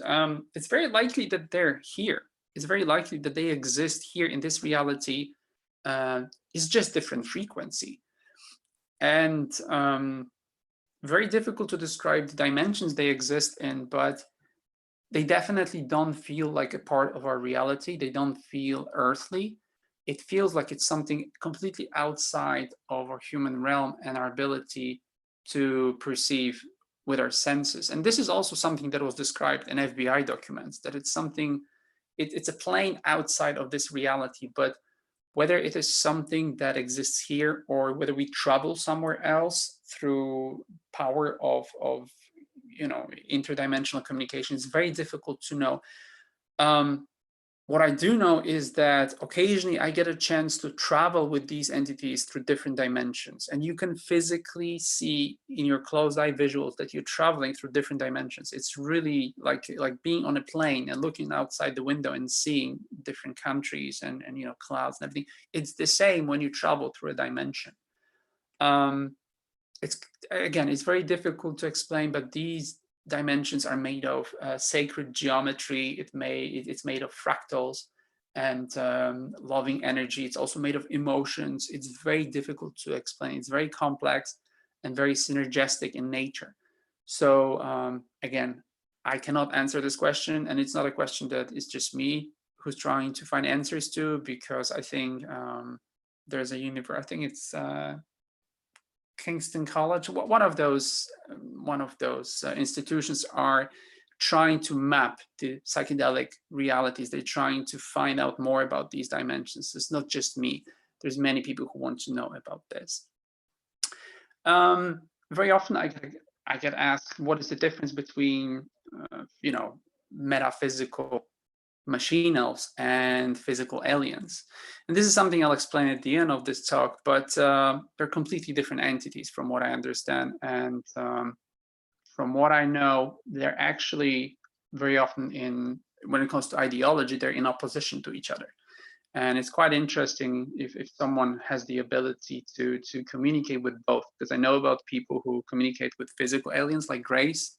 And of course, there are people who, like me, who talk to machine elves. It will be interesting to find someone who can do both and who can translate these messages. That's something that I would definitely be interested in. So there's a lot of information that we get from them, and maybe I'll talk briefly about what type of information they want us humans to know. First of all, I want you to know that talking to the dead is not only it's not the only supernatural thing that will happen to you when you're in contact with machine elves. So very often you'll have the ability to speak to so-called gods, I call them smaller gods that are in charge of dimensions that are dedicated only to one type of entity. For example, I was in contact with an entity that dealt with the insect world.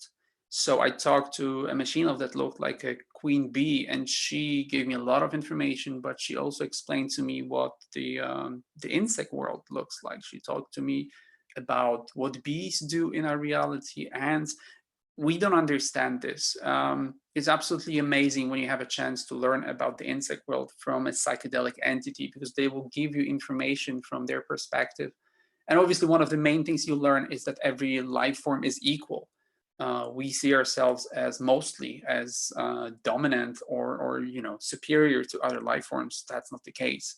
Every living entity, every living organism has consciousness. It has a completely different, reality than we have, and we should all respect each other. It's something that's definitely worth remembering. And I was told that what we do here is absolutely. It's shameful. It's embarrassing the way we behave in our reality, and these entities have a problem with this. So very often, many people report having the ability to talk to the energy, the source, the creator, or as we call it, God. And I was one of the lucky people who were allowed to talk to this, this all-encompassing energy. It was one of the most important and beautiful experiences of my psychedelic journeys. And it gave me a lot of insight into how this reality works. And this energy is equal to love. It's pretty much, if you try to understand what divine energy is in this reality, the biggest thing that exists here is love, and that's the simplest definition. It's something that I would strongly recommend if anyone is looking for finding meaning in life. If you ever have a chance to talking to the energy, the creator on psychedelics, it will completely turn your life upside down. If you ever have a chance to experience the presence of the loving energy, you will understand what you're made of, what your life is made of. If you're lucky enough to gain access to this colorful rainbow river that many of us access, you'll understand how everything is created in this reality, how every piece of of matter in this reality, how it is created, what the purpose of it is absolutely mind-blowing. So it's something that I definitely recommend.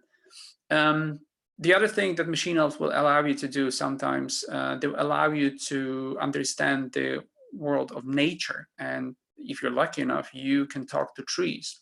And this is something that is so out there. It's so bizarre that many people don't want to talk about this. Even psychonauts, people who experience a lot of things in psychedelics, they consider it to be so crazy that they don't really talk openly about this. But I made a video about this. I explained how I was able to communicate with trees, and it's absolutely crazy because this is the ultimate, tree hugging hippie type of mindset. But once you get there, you realize why people have so little respect to the hippie communities is because this is so life-changing and so difficult to understand and so against human mindset that there's no turning back. Once you experience all of these, once you talk to your creator, you talk to the trees or anything like that, you realize that these trees have personalities, that every insect or like a spider, a bee, it has consciousness, awareness. There's no turning back. You cannot go back to just being a typical human that is oblivious and ignorant to everything. It completely changes your life. Now, one of the most important messages that I've received from machine elves is that what we all suspect, that all of this here is a simulation. They call it a training ground arena. This is how they describe it to me. And they say that we should relax a little bit about this life because it's just a projection. And this is something that most of us, I would say the big majority of psychonauts, this is the takeaway from almost every psychedelic trip. We all realize that this is basically just a simulation, and there are different forms of it. Everybody has their own understanding of how it works. But for me, the way machine elves showed me this whole thing was very Matrix-like. So exactly like in the movie Matrix, I saw myself suspended in a pod, and I was in a virtual reality type of suit. Virtual reality type of equipment, and apparently all of this is just a very primitive, very glitchy simulation. And people who follow those, subreddits and all the forums where you can read about matrix glitches, that kind of stuff, you'll understand how cheap and primitive this simulation is. Because if you concentrate, you can see how easy it is to see all the bugs and all the problems with this simulation. I recently made a lot of videos about this where I try to explain that even though you understand that this is simulation, you still need to continue with being a part of it. It's like playing a video game, trying to concentrate on the resolution of the screen rather than, completing a level, finishing your game. That's more important, obviously. There's a lot of lessons that we all get from machine elves. As I explained, emotions are very important, and I was told that this 434 synchronicity that I experience so often, they explain it to me in a way that this is actually an equation that allows you to thrive in this reality. And this equation is number of letters in 3 words. It's love, joy, and hope. And they said, if you apply love, joy, and hope to your life and you concentrate on these 3 values, your life will be absolutely amazing. And they talk about this in terms of raising your vibrational frequency. This is something that they talk to us a lot. They want us to be in higher vibrational frequency. They want us to be closer to the energy which is vibrating high. Obviously, it's love. Love is the highest frequency we know. And for them, they always say it doesn't matter how you achieve it, what you do. For them, the most important thing is for you to be in a state of awe. So basically, state of awe is something that even the researchers recently started describing in their documents, in their papers. It's a state in which you lose any concept of time and space. You basically are so enthusiastic and so happy about whatever is happening that you just lose yourself in a moment. That's what we call it, losing yourself in a moment. So machine elves say that this should be a priority. It's something that we should concentrate on. It's not all positive, unfortunately. A lot of machine elves give us warnings, and I went through 3 of these already. And unfortunately, it's a bit like them predicting the future. So they told me a few things about the pandemic, and unfortunately, it all came true. They asked me to prepare for it, and apparently, it's just the beginning of our problems. They said that this is something that many civilizations went through previously, and now they're saying that this is something where we need to unite. They said that this is something where we need to start acting against. They said it's time for hardcore training. The way they explained it to me is that we no longer can be, holding hands, singing Kumbaya. This is a moment where we need to learn about the truth, about the courage. We need to give birth to ourselves, and we need to step up to the plate and start acting against these forces of evil. They don't call them forces of evil. They call them lost energy. They call these people and entities who do this to our reality now. They say that they're basically just lost in their understanding of what's right and wrong. But there's a lot that we need to explain to you. They also talk to us a lot about the difference between humans and so-called quote mark humans. So I call them humans in quotes. Basically, they told me that there are 2 types of entities in our reality. There are original inhabitants of this reality. Very often they're called NPCs, non-playable characters, or people just disrespectfully call them sheep. But these are the people who are very limited in their understanding of reality. These people, I'm sure, all of us know, and that's just someone who exists here. They're the majority. It's just someone who we have to learn how to deal with. And then there's the rest, the real visitors, real humans, people who came here conscious, understanding, and people who change this reality, and that's us. People who look for answers, people who are trying to get on the other side of this existence. It's very interesting to see the differences between these 2 groups. Even though they're quite primitive, the quote mark humans, they're still an important part of this reality, and they shouldn't be ignored, I learned over the years. So that's something that we all need to keep in mind, even though we might have our lives, I would say they make our lives difficult. That's sure. They're making everyone's lives difficult because of the way they behave, how easy they are to control. But it's important for us to still raise their awareness and raise their vibrational frequency. The same rules apply both for us and for them. So this is just a short description of what machine elves are, how they work. I can quickly just tell you, I'm aware that we're a bit delayed with time. So just quickly to explain to you what the correlation is between psychedelic trips and UFO appearances. So even though these machine elves are psychedelic and metaphysical entities, there's a lot of reports of UFO sightings of people who start taking psychedelics very often start seeing UFOs in vicinity of their houses. This is something that's very interesting because you would expect no connection between you taking LSD and then suddenly seeing UFOs outside of your house. but it has been frequently reported that that's the case.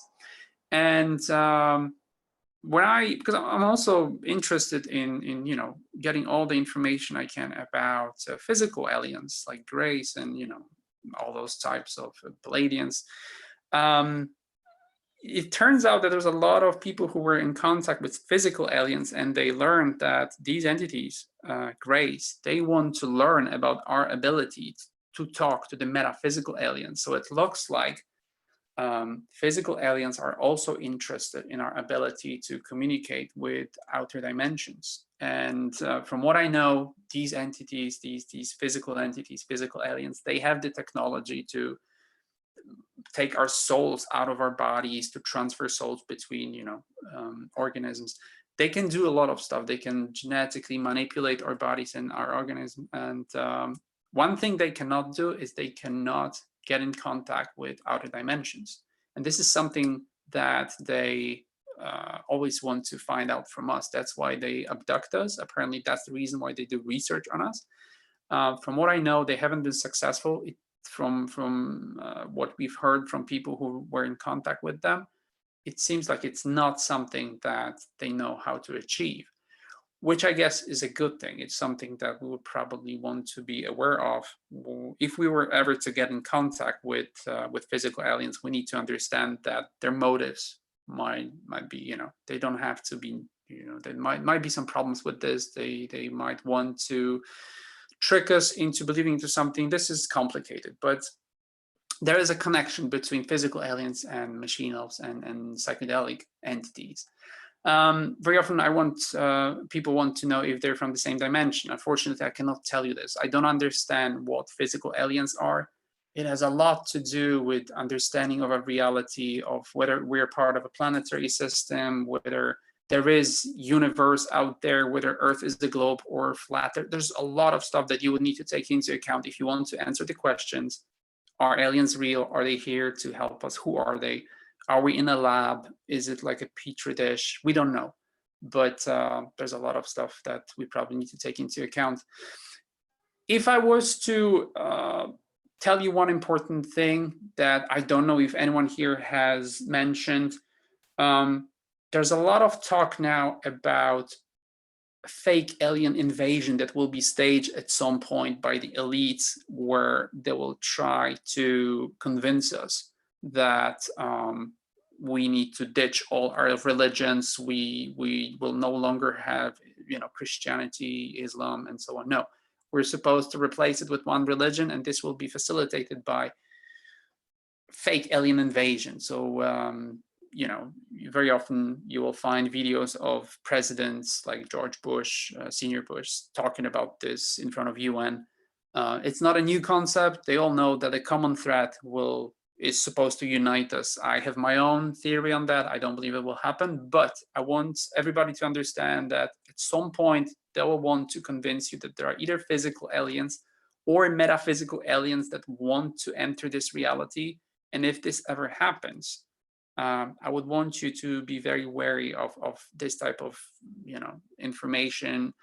I don't think politicians will be genuine in their will to disclose all the truth about aliens, because it's still, you know, it's still covered in a lot of misinformation and lies. It's just not something that they're willing to tell you. So if you ever hear about physical or metaphysical aliens invading Earth or invading the minds of humans, make sure that you understand what's going on and that you understand the reality.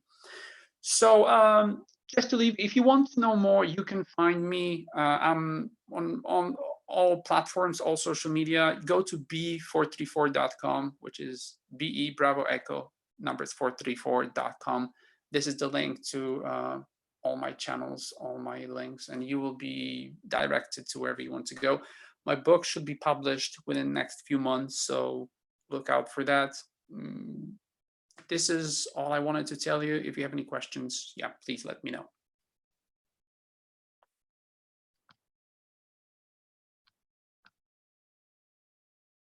Oh, thank you, Peter. Thank you ever so much. I mean, it's so much you've packed in, isn't it? So much information to take in. And yes, as I said, it's a 200-page book that I was trying to compress in 15 yeah, minutes. no, it is. But you don't recommend people to take, you know. No, of course not. I'm No, saying but if yeah, you they can get to it through meditation. you can also make sure that you understand the danger of psychedelics, because they are dangerous substances if they're in the wrong hands. If you don't know what you're doing, don't ever try to. But if you have the knowledge, if you have someone who can guide you, this is definitely something worth exploring, especially for medicinal purposes. Yeah, definitely medicinal purposes. Yes, they've been But be hiding it from careful. us for a long time. But Yes, in yes, America now, it's open. It's on the open market, isn't it? That of course, especially in yeah. Canada now. But if you have the ability to understand what it is, then do research. Do your research first. Even if you want to get in contact with me, I'll explain everything to you. Just be careful, because this is a powerful, sacred medicine that needs to be treated with respect. It's not a rave party drug. You need to be very careful with this. Yeah, and a lot of people obviously go to Mexico to get cleansed and, you know, to contact those beings. Yes. But you've got a lot of benefit from using Communication. yeah Absolutely. via communication and so on. And what is it they're saying to you about the current time? Well, this is a moment of intense training. They said that when all of this started they gave me the information in 2019, around September time. They said, literally the sentence that I received was, vacation is over. They said, now it's time to get to work. And because they predicted future for me in the past, I was listening carefully to what they had to say. And they said, well, you'll see now, but all of you will now undergo a very important training, and some of you will change their lives because of what's happening. And I couldn't possibly imagine what they meant, but I knew that something big was coming. I informed everybody, people who support me, people who help me. I record podcasts for them, and I gave them information. I told them about the financial crisis. Whoever listened to me a year ago is probably a millionaire now, because I knew what was happening with cryptocurrencies. The beautiful thing about psychedelic entities is that they know all of this. They also gave me explanation as to what human time actually is. And it's already happened. All of this has already happened. It's just that we're taking part in this now, and we're just experiencing this, but it's already there. And sometimes they disclose this information to us. And many of us get these premonitions, these forecasts for the future. They tell us a lot of information. So did you invest in cryptocurrency? Oh, I've been in crypto for many years, but I wasn't expecting that there's going to be this huge, this Jump, yeah. It's more than, it increased in value, I think tenfold. It went down a little bit recently, but yeah, I've been accepting cryptocurrency from my, for my donations. I was a trader for some time. Yes, it's definitely something that we need to understand. I did not get messages from machine elves about crypto, but they did say that there's going to be a lot of structural changes in the way that the world operates.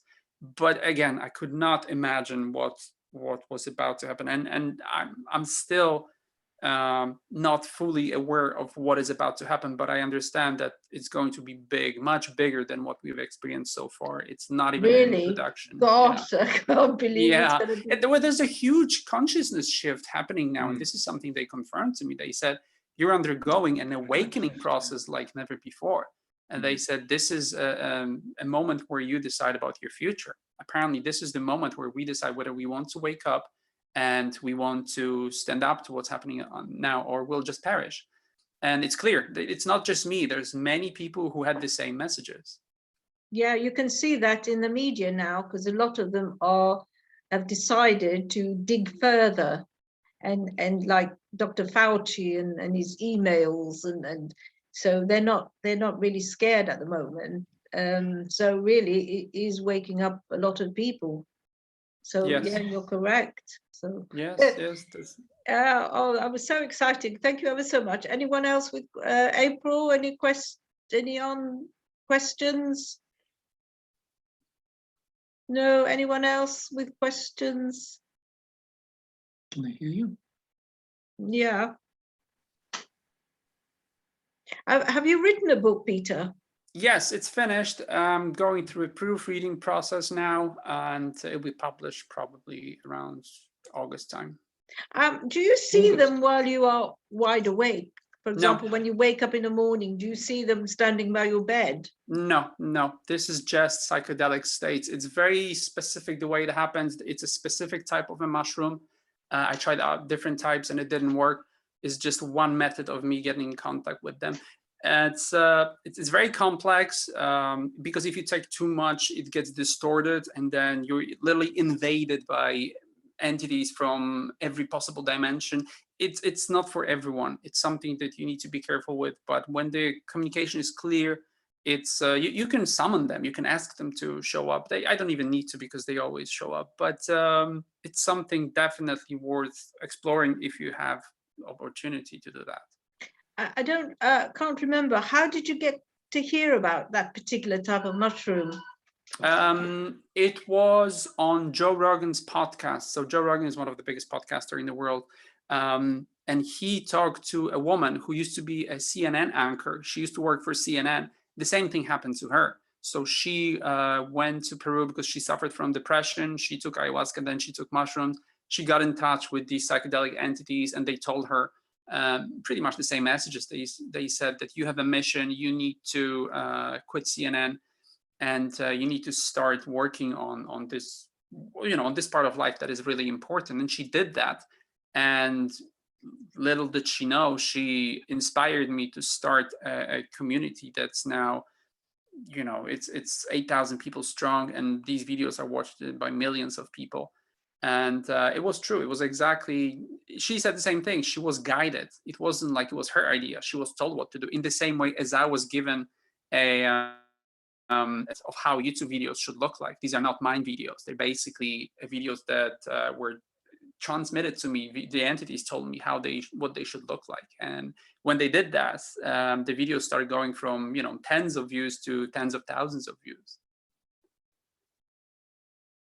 Oh, we cannot hear you. Where do you get these mushrooms? Sorry to ask. Yeah, it's family and friends, but you can grow them. It's very easy. It takes. You can even go in, if you're in the UK, you can go in nature in November time. You can find them everywhere. Yeah, we know a friend. Do you remember April? He used to try them, didn't he? So yeah, but you have to be careful, isn't it? Oh, of course, to know especially how much, the ones to take. And the one in nature is called Liberty Cap, and it's a very powerful mushroom. It's also very different than the ones that I know, but these that grow in nature are very strong. It's sometimes a matter of taking 1 or 2 mushrooms, and you can, especially if your threshold, like your sensitivity to psilocybin, this psychoactive substance in them, is very low. You never know. So when you take it the first time, take a small amount, like a microdose amount, just to see what your reaction will be. And yeah, this is something definitely worth exploring, but it needs to be done in a safe manner. Yeah, I remember Gary, April, he took some, and he could see the world. He could see, sorry, my dog is barking. But so in your book, you're gonna tell people, but why is it that, my mum's got them in the greenhouse, Danielle. Not at the moment. She's 81, and that's why she looks amazing. Yeah, we'll have to come to your place, Heather, and try some.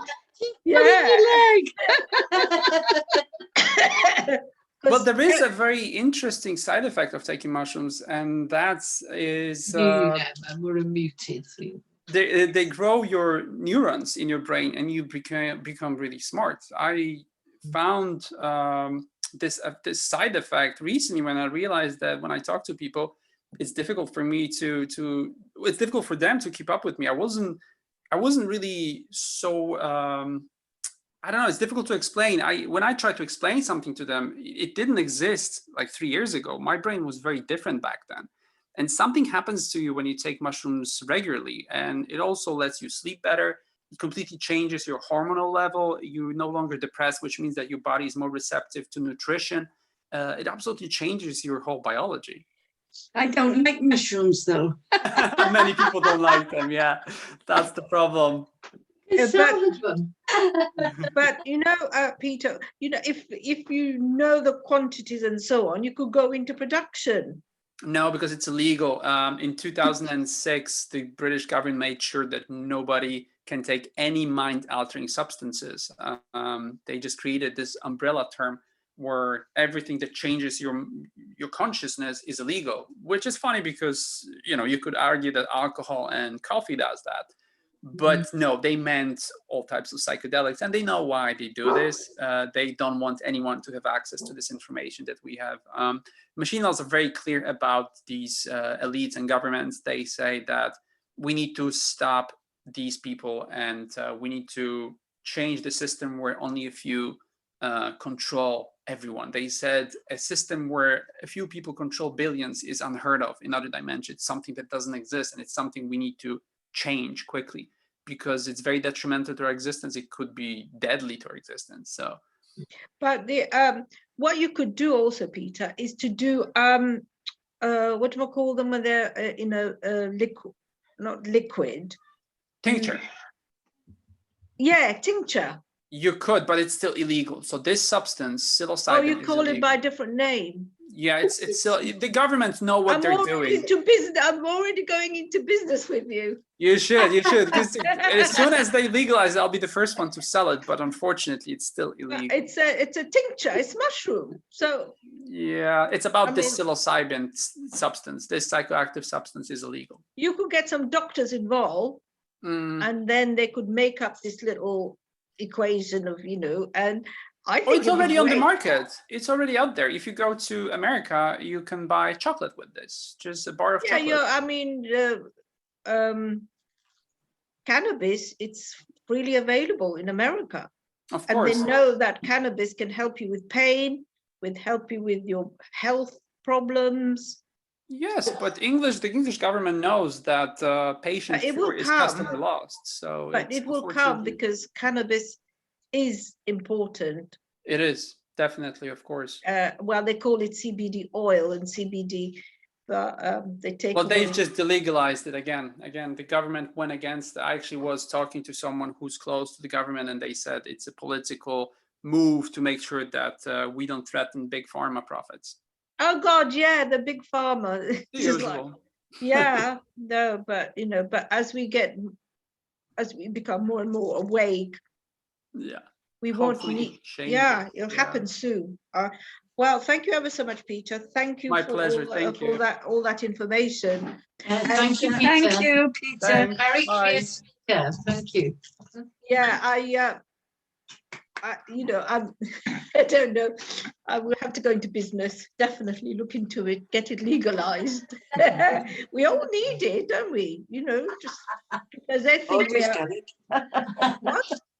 Sorry? My friend's taking it. Yeah, my mum's friend takes it. Yeah, so why? It's your body. Now they're trying to give us a vaccine.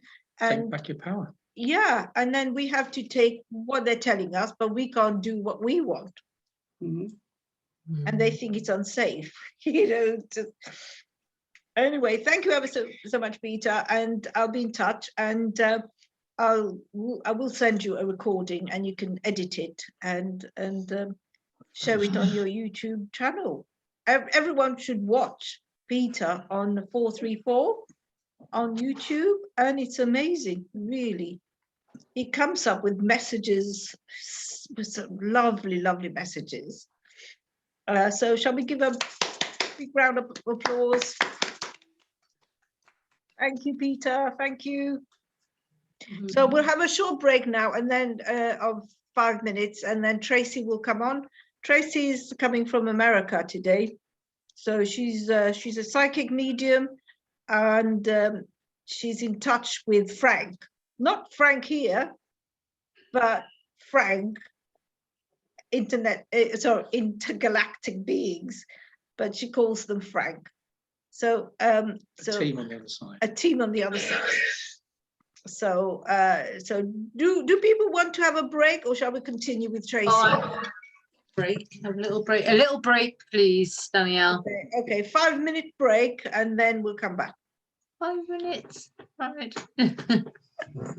Well, it could be 10 minutes. Tracy, are you okay for 10 minutes? Hi, Tracy. I'm good. I'm here. So whenever you're ready. Yeah, 10 minutes. We'll give everyone a little break. Yes. Okay. Okay. Thank you, Tracy. What? Oh, that was really good. Yeah, a good conference. You know?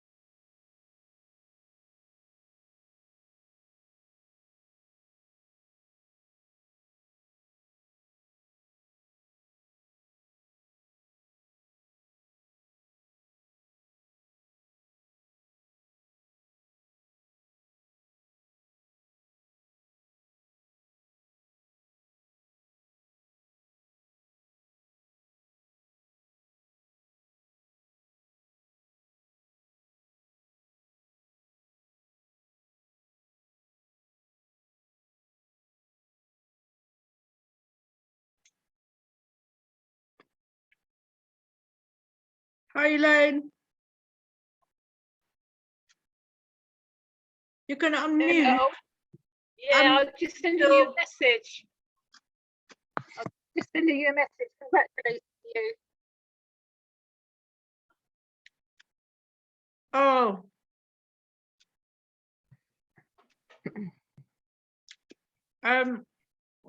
Did you send me a message, Elaine? Did you? I just sent it for everybody. It's brought together some amazing speakers. Sorry, I didn't quite get it, Elaine. Oh, it's come to everybody.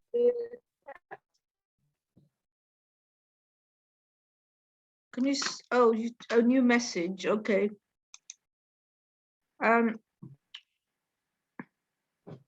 Oh, yeah. So yeah, it's wonderful.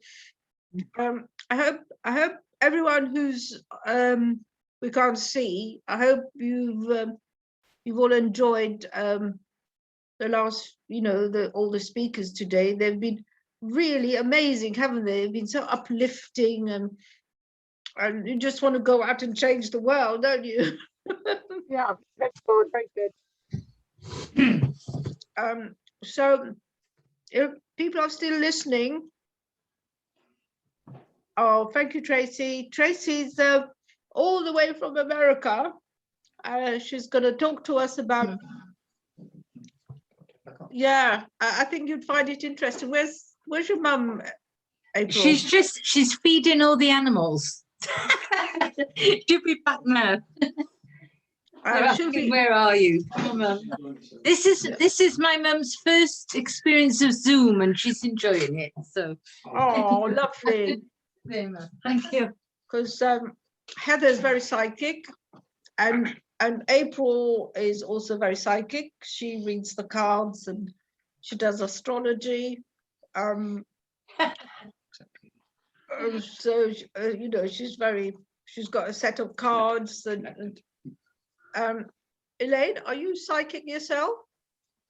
my son-in-law calls me a witch, but whether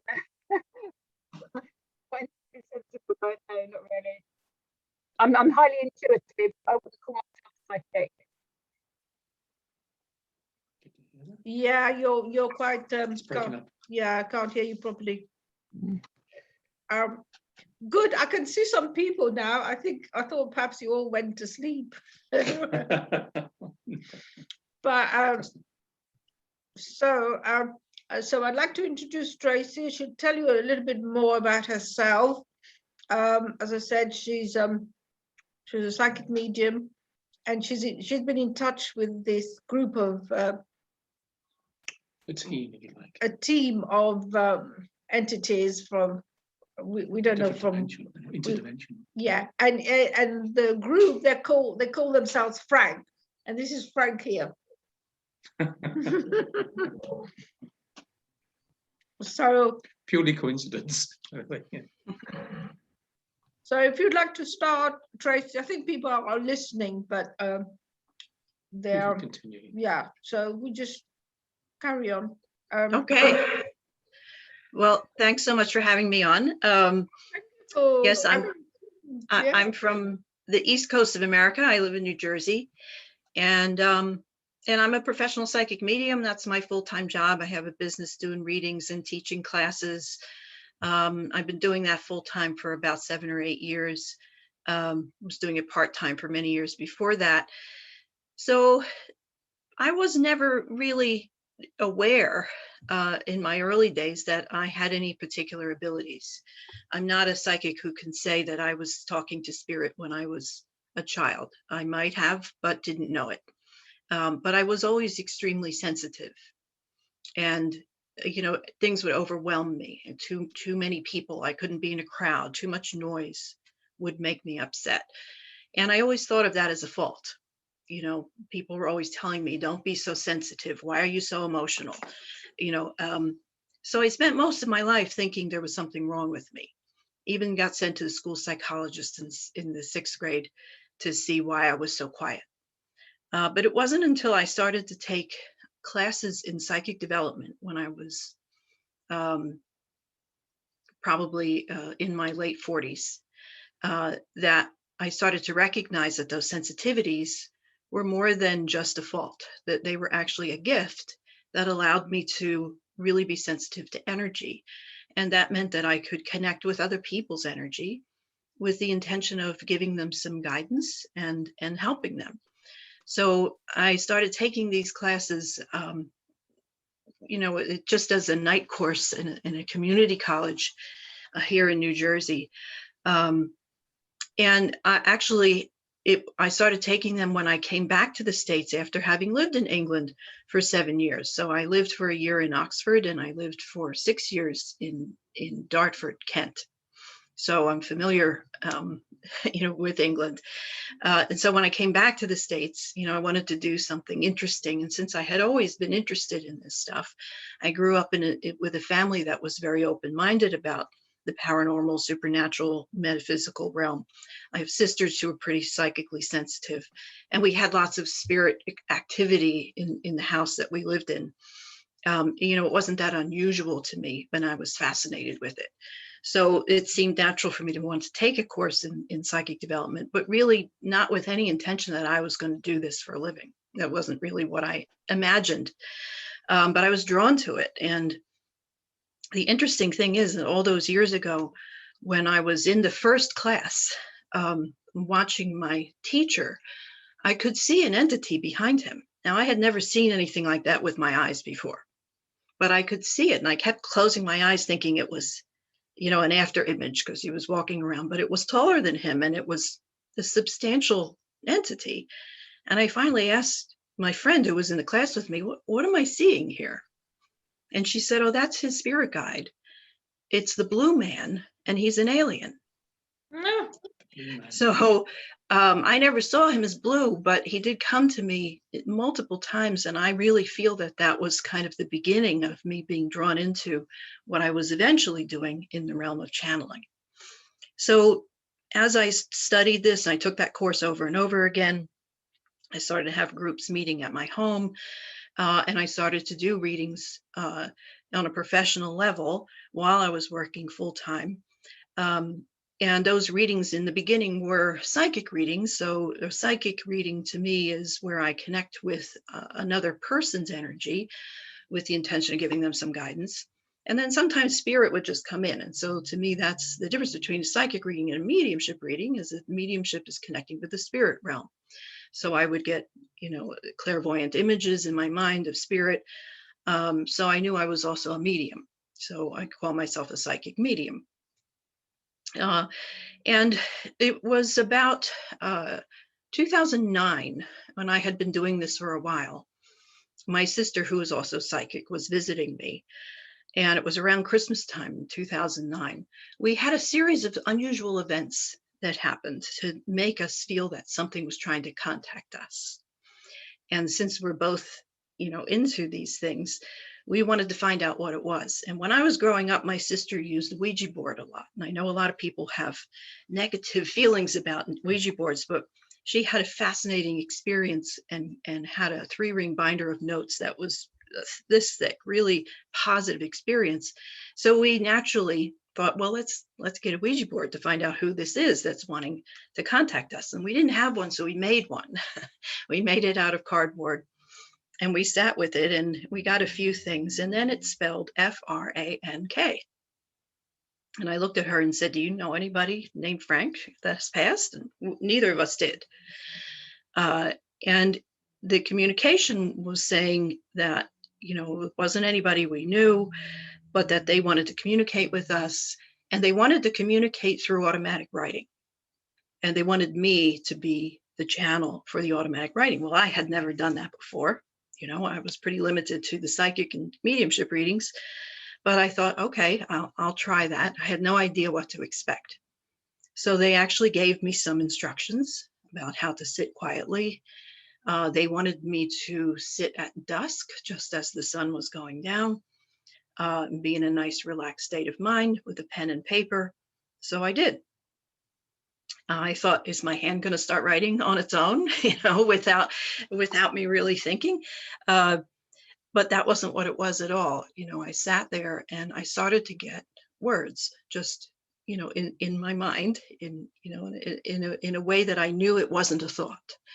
So it was kind of like taking dictation from someone, which I had a lot of experience with because I had been an administrative assistant for many years. So I thought, well, I can do this, and I would get a word and I'd write it down and get another word and write it down. There was no sense of what it was saying or what it meant. And I didn't really even know if it was making sense until I looked at it at the end, and it was a complete thought, a complete sentence. So that progressed for a while, and the messages were very profound and beautiful and uplifting.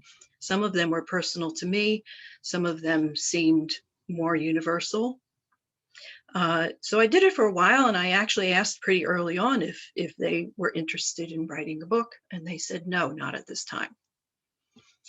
So, they describe themselves as beings from another planet, but within our dimension. So it's not an interdimensional being, but it's a collective of 8 beings.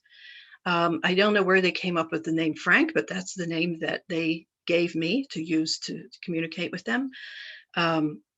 So they have described themselves as not spirit beings, but as a form of consciousness, that they have perfected the way to kind of project their consciousness without having to be in spirit. So even though they're, I think it's something like 8 billion light years away, I had to look that up to see how big the universe actually was. And that's deep space, that far away. They're still living on their planet, so they're not in spirit, but they have perfected the way to project their consciousness through space to connect with beings on other planets with the intention of wanting to help them. So we're not the only ones that they found, but they're quite fascinated with us and our planet. And they recognize a lot of what they've gone through in their planet in what we're going through here. So they were on the brink of destruction in their planet, and had to really do a lot of work, inner work, consciousness work, the work of kind of combining science with spirituality before they could really pull themselves out of that self-destructive state there. And so now that they have kind of stabilized, they have kind of made it their mission to find other beings in the universe who could use their help and their wisdom that they've gained through the experiences that they've had. So after I started doing that for a while, it didn't really progress a whole lot, and I got distracted and put it aside for actually a couple of years. But then I started to feel that tug again, and there's a very distinct physical feeling that I get when they want to speak. It's an actual physical sense of a pressure on my right arm. It's really interesting. So when I started to do this channeling again, I progressed onto a keyboard and a laptop, because I found that sometimes my handwriting wasn't legible because I was doing a lot of that with my eyes closed. I do all of my work mostly with my eyes closed so that I can really focus inward. But that's not a really good thing to do when you're writing. So the keyboard was much easier, because I'm a pretty fast typist. That worked much better. And then when they came back and we started to, converse again, that was when they said, now we're ready to write the book. So I had a ritual every night, almost every night, not every single night. Sometimes I was too tired, but I would sit up in bed with the laptop. And it seemed to work best at that time because I felt like my mind was kind of sleepy and wasn't going to argue with what I was getting, and wasn't going to, tell me I was crazy and making it up. So it was almost that kind of sleepiness that put me into a different conscious state, where I was more receptive to just, taking and transcribing everything I was getting from them. There were even a couple of times where I actually fell asleep and woke up and had typed an entire paragraph with no knowledge, and it made complete sense. And that was pretty astounding to me. So the first book was published in 2014, and it's called Frank Talk. And It's, you know, it's not a really long book, but it's several chapters of information about them and, you know, what they went through, and then some really amazing wisdom and advice for us. So I can read a couple excerpts just to get you a little familiar with them and what they say about themselves and what they're saying to us, you know, as a form of guidance. We are a group of 8 entities or beings from another galaxy. We communicate with you in spirit form, but we are not spirit as you would normally identify it. We are living entities who can project their consciousness through wormholes in the universe to communicate with other worlds. We do this with the intention to help and serve, and we look for those who are open to such communication through a sensitivity to energy and a willingness to connect. And then they say, we are from a galaxy far outside your solar system. So it's not 8, it's 3.8 billion light years away. This is not a known area to your astronomers. It's in the far reaches of the universe. We are beings unlike any you have ever encountered or imagined. And although we have not transitioned to spirit through death, we are able to project the spirit energy of our material existence through space to your planet to connect and communicate with you. So they go on to say how they've been experimenting with that for a while. And what I have found in as the channeling has progressed through the years, that the quality of the connection has shifted and changed many times, you know, and it seems as though it's gotten better and a little easier for me. So while I was doing mostly the written channeling, I also decided to experiment with the verbal channeling, which is a much more intense connection. So the first time I did that was with a group of people that actually had been my students, because I teach psychic development. And, you know, I knew that I wanted other people around me to support me. And so, you know, we gathered in someone's house. I just kind of went into a meditative state. And what I felt right away was the sense of them coming in through the right, which is interesting because I would get that feeling on the right arm all the time. They kind of come in through the right, and my consciousness kind of steps aside to the left. So I don't leave the room. You know, I'm not fully out and in a complete trance, but I've stepped aside. I'm still conscious and aware of what's going on. But more in the sense of being an observer. I feel that if at any time it had felt uncomfortable, I could stop it. I could step in and stop it. So it has never felt like something that's out of my control. I don't think I would be comfortable with that, you know. But I had already been working with Frank for a while, so I felt comfortable with their energy, and I really felt that it was in line with my intentions in the work that I do. I don't think I could let them come in if it weren't, you know. I feel intention is really, really strong and powerful. So whatever our intention is going to guide the experience. My intention is always to bring, you know, upliftment and support and encouragement, motivation to people. So if they weren't in line with that intention, I'm pretty sure they wouldn't have been able to come in.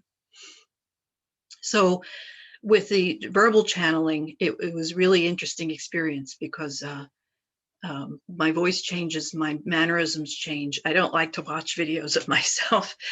Channeling is a little uncomfortable to see. It's a little alarming for some people sometimes because it is such a drastic change from my normal personality. But it's not, you know, it's not aggressive. It's just that sometimes they get very adamant and use a lot of body language that I don't normally use. So it's a really interesting experience. And in the beginning, it was really, really exhausting because it took a lot of energy to kind of hold that frequency to allow them to come in and, you know, to allow them to communicate directly through me. Through the years, it has gotten easier. It's not quite as exhausting, but, you know, in the beginning, I would not be able to even get up for, you know, half hour, 45 minutes. My mind would be kind of fuzzy for a while. It still takes a little recovery time, but not quite as much. So I started doing, you know, audiences with the verbal channeling where people could ask questions. I do it in person and online, and was having like monthly webinars with channeling with Frank. In the meantime, I was interested in the work of Mike Dooley. Mike Dooley is a law of attraction teacher, a new thought leader, and a Hay House author. And I went to a conference of his where he was training people to teach his program, and I became a certified trainer in 2012. And then I started to attend the conferences regularly, twice a year, and I would often speak at these conferences. And I knew that he was very interested in the Seth books, you know, the channeled books from Jane Roberts. And just he was interested in channeling in general. So when my first book came out, I made sure to give him a copy of that. Didn't really think he would read it, but he did, and he loved it. He was fascinated. He was really excited about it. And we started doing, you know, question and answer sessions where he was sending me questions and I would channel the answers, and he got very excited about that. So we decided to do a webinar together, which was a question and answer type thing where I was channeling. And then from there, we decided to write a book together. So that's the second book, which in paperback form, it's called Channeled Messages from Deep Space. The hardback had a different title, which was From Deep Space with Love, but then Hay House decided to change it so that it was a little clearer that it's a channeled book. So this was published by Hay House and written in conjunction with Mike Dooley, and is more of a question and answer format than the first book. But Mike asked some really probing, interesting, deep questions in this book. So it's really fascinating to see what they have to say about some of these things. I saw that somebody asked a question about what they say about the future of our planet. They don't claim to be able to predict the future for us. You know, they don't ever see themselves or portray themselves as psychic themselves. You know, they very much want to motivate us to take the action to create our future, but they have given us some sense of possibility and potential for us. And in fact, that's kind of what I do too. You know, as a psychic, I don't define psychic as the same as a fortune teller, you know, as someone who just foretells the future. That means that we're just fated. We're just, you know, we're just waiting for things to happen. And I don't believe that at all. I believe that we're creators, you know, that our choices and free will create our lives. And so, you know, as a psychic, I can see potential, which can be motivating to someone, you know, to take the action to get there. And Frank pretty much does the same thing. I can give you another little excerpt from the first book where they are talking about the potential for us. Herein lies the truth. Those who are in the midst of raising their vibratory awareness through a calling, which is leading them to explore their consciousness, and through the energetic shifts of your planet and the universe, are beginning to get glimpses of the truth, which have been hidden from the general public for so long. As this information becomes more and more mainstream, there will be those who demand disclosure, and in the end, they will win it. But there is no need to wait until information is made public. You all have the ability to tune into higher truths through your intuition and higher consciousness, which can be reached through states of meditation and quiet inner study. All beings have access to this state, but very few deign to examine it. So, you know, they talk about how, again, that kind of combination of science and spirituality and exploring the consciousness more, and how that is what really turned their planet around when they started to really delve into the areas of consciousness and taking science into that realm, and having science be more open to, you know, the exploration of that kind of thing, completely changed, you know, what they experienced because they were heading for disaster. So as I said, the second book is more of a question answer thing. And since we're talking a lot about extraterrestrials and disclosure and things like that are going on here, here's an excerpt from that book. The question was, are you aware of any impending contact with aliens and earthlings physically? And they say this contact has occurred and continues with regular frequency. However, there is such a social stigma surrounding the perception of these experiences that those who report them are often labeled as mentally unstable or liars. Still, others have their perception altered and are left with only a vague notion of an unusual experience. There is an understanding among the visitors to your planet that their discovery would not bode well for them, so they employ any means available to avoid detection. At the same time, they continue to gain knowledge of the universe through the study of your rich and varied landscapes. Open contact with other worlds will not be achieved until the systems in place are changed to ones that are open to that connection and will not perceive it as a threat. Clearly, your civilization as a whole is not quite ready yet. Those who have experienced contact are often quite disturbed by it.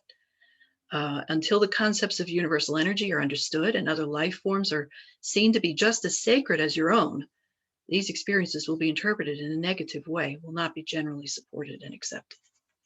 So, I think it's an important thing to remember as we're kind of entering this place where there's going to be more disclosure, that that there is still going to be a lot held back because of the implied reaction to because there has been such a negative connotation around the idea of aliens, and in fact even ridicule that stuff being disclosed in a very open way. I think a lot of people are not quite ready for that. So they do, they talk about that in the book. And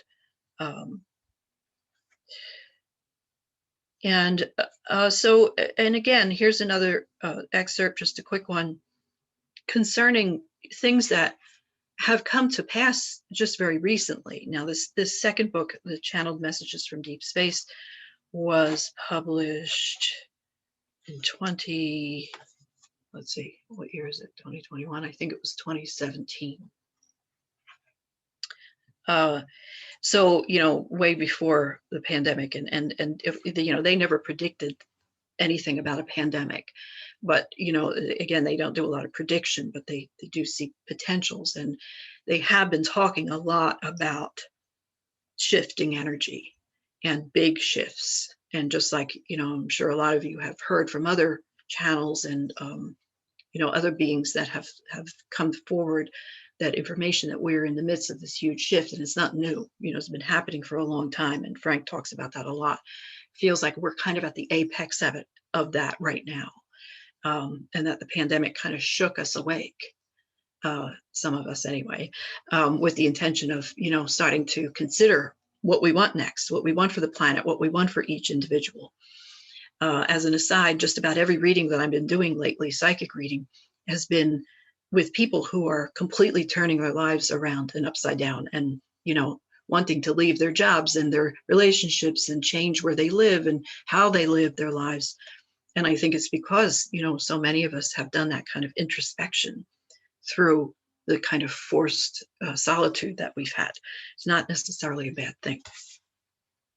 So this is actually feels very pertinent to what's been going on. And in fact, when all of this stuff started happening, in the political arena of the United States, especially, and with the pandemic and the worldwide situations, I came back to these books and was just amazed at how much of what had come through years before was very pertinent. So here's one. Among those who are awakening will arise several new leaders, some of whom will become very prominent outside the normal realm of politics, but who will have great influence nonetheless. And again, this sounds like a prediction, but to me, it's like, this is a potential. This is a possibility. These new leaders will be identified by their penchant for the truth and a need for peaceful solutions to world conflict.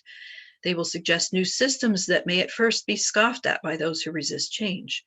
And, I just caught part of the discussion before this about Bitcoin, and Frank talks a lot about changes in the monetary structure. They don't use money anymore. They used to use some form of monetary exchange, but they don't anymore. So they've talked a lot about how that potential is something that we're starting to head toward.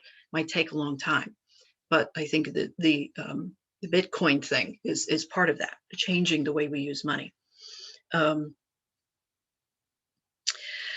Understand that while the political figures who are arising at this time have limited influence, new types of leadership will begin to emerge that will find other ways to influence the trajectory of your societal systems and motivate others to create their own systems within their neighborhoods and towns. There will be small uprisings that will challenge the political systems and begin to disintegrate some of the old systems in favor of new types of leadership. Again, this will start small, but will grow exponentially within a short period of time. So, you know, there is this, the real deep sense of truth around that, you know, just as an American, and, you know, I'm sure you've all witnessed what has been going on here. The political systems, it's been shaken up. And the idea that it's not just the individuals in power, it's the whole structure that needs to change. And so they talk a lot about that, and the potential for change there is really big, you know, and yes, it's going to take a while, but no change that we've ever experienced on this planet has come easily. So I do have a short PowerPoint that I can share, which is about channeling. So if any of you are interested in trying channeling yourself, you know, it's just, you know, a kind of reflection on what worked for me. You know, whenever I teach anything, it's based on personal experience. So I have a few things that you can try, experiments that you can try if you're interested in learning how to channel. So I'm just going to share my screen and show you this short PowerPoint. As soon as that heading goes off, I can start this. Okay, come on, go off.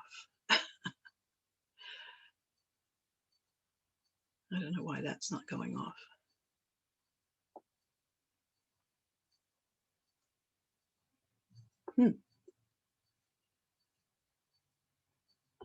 That's strange because I can't get to it.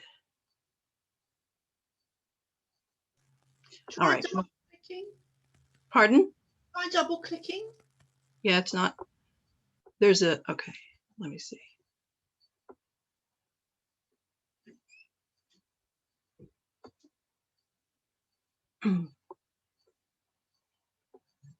All right, there we go.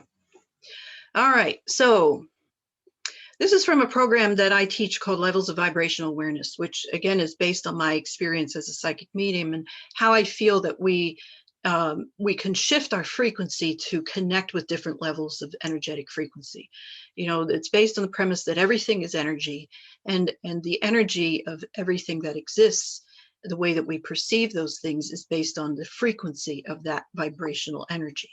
So, you know, these are the levels of sensitivity that we can have to different types of energy. To me, the bottom level is empathy, which is a connection to emotional energy. Emotional energy is very, very powerful. And so most of us can in some way pick up emotional energy. The people who have a very high sensitivity to that are called empaths. So you probably know that. But it doesn't take a really high frequency to connect with emotional energy because it's very powerful. The next level in this scale is intuition and instincts. And so that sense of knowing something without knowing how you know it, just getting that intuitive sense of something. Again, it's a little bit of a higher frequency where you're picking up energy from the field.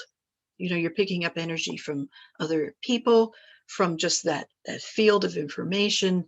And it usually tends to come in kind of randomly. But usually when you're kind of relaxed and in a quiet state of mind, you'll get that intuitive hit or that sudden insight, which is your connection with your higher self, your guides, angels, whatever. So it does require a little bit of a higher state of vibrational frequency. From there is psychic abilities, which to me is just using that intuitive sense in a more deliberate way. So it requires a little bit of a higher frequency to connect with the energy of other people. So the psychic is able to connect with the energy of another person, but of course the intention is really important in that. And for me, the intention is to help them, guide them, uplift them, give them some motivation in their life. Unfortunately, not all psychics have that intention. Mediumship, again, just another rung on the ladder where you're now, you know, raising your frequency to connect with non-physical beings. Most of the time that's the spirit of people who have passed, but it can also be animals, it can be angels, it can be elementals, any kind of, non-physical being, which, even though Frank is in the physical in another place, the energy that I'm connecting to with them is non-physical. So there's a kind of sense of mediumship in that connection as well. All of these things kind of meld together, not as easily delineated as I'm showing here, but we humans like categories, so it helps us to kind of imagine that a little better. So I feel that it helped me to have experience in all these levels before I went up to the level of channeling, because I was always kind of more familiar with mediumship, so it was already a familiar feeling to connect with a non-physical being. Channeling is a more direct form of connection. So it's a higher level of mediumship. It's the thing that takes the most energy for me to attain, because I'm holding a much higher level of vibrational frequency to allow them to connect directly through me. So channeling is connecting with spirit energy and allowing that energy to speak directly through the channel. The difference between channeling and mediumship mainly is that mediumship requires that the medium interpret what's coming through. So the medium may get images, words, senses, and feelings that they then have to put into language. Channeling is more direct. The medium, the channel is not having to interpret. It's a direct interpretation, direct communication, and it's communicating through frequency. In one of the sessions I did with Frank, someone in the audience asked if they spoke other languages other than English. And they said, we don't speak English. We communicate through energetic frequency, which is being translated by the brain of the channel. And since I only speak English, it's coming through as English. And I think it's going to be limited to my vocabulary, what my brain already knows. If I were, Spanish speaking, it would come out in Spanish. So there's somehow, communicating through this vibrational frequency. And the channel's personality and consciousness kind of moves aside. I know that there are some trance channelers who really don't feel that they're present at all, but that's not how I experience it. I'm present, but I'm moved aside. And it's something that is invited and allowed. I think it's important to recognize that. I once had somebody argue with me that it was the same as possession. And to me, the idea of possession is something that you're not inviting, that's, out of your control. And I have never felt that this is out of my control, something that my consciousness is inviting in because it feels good, it feels right. So, why would you want to do this? Well, again, it's a really fascinating direct connection with non-physical beings. It's a much deeper and higher frequency connection than anything else that I experience.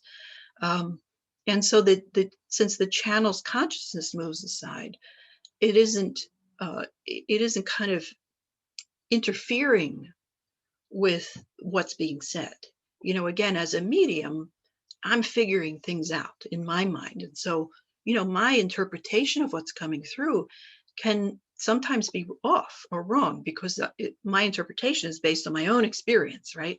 In this case, it's just coming right through me without thinking about it. So my mind, the influence of my mind is limited in this. The energy is able to share wisdom without the conscious interpretation of the channel. As I said, information is more directly accessed, so it's coming through in a more direct way. And we receive this amazing wisdom guidance from advanced beings, whether they are what we call extraterrestrials or, higher consciousness beings, ascended masters. It's not limited to, one type of non-physical being that we can converse with. So I do want to mention that there's been a couple of times where I have channeled other beings as well. It doesn't happen a lot, but Frank isn't the only group or entity that I've channeled. So we can talk about that after this. So here are some exercises you can try if you want to experiment with channeling yourself. So again, this is how I started. I started with automatic writing, which I had, no experience with at all. And so this is how it was kind of given to me from Frank about how I should proceed the first time I tried this. So they said, be in a quiet place where you're not going to be interrupted, where you have quiet and peace. They've suggested pen and paper, and I've seen that before with other channels, that there's something about the connection with the hand and the pen and the paper that, it facilitates a clearer connection in the beginning, at least. So I did that for a while before I kind of moved on to a keyboard. You could try the keyboard right away if you're comfortable with that, but you could also try a pen and paper in the beginning with soft light. Get into a nice, calm, meditative state. The breath is very, very helpful in doing that. In all the work that I do, breath really does shift my consciousness and shift my level of frequency. So the more relaxed my body is, the higher my frequency is. Put the pen to paper and clear your mind. Just, drop all expectations. Just be open to what the experience is going to be for you. And as I said, for me, it was a series of words that came into my consciousness. It may be a little different for you, but for me, it was kind of taking down the words as they came. And there wasn't any sense of trying to figure out what was being said.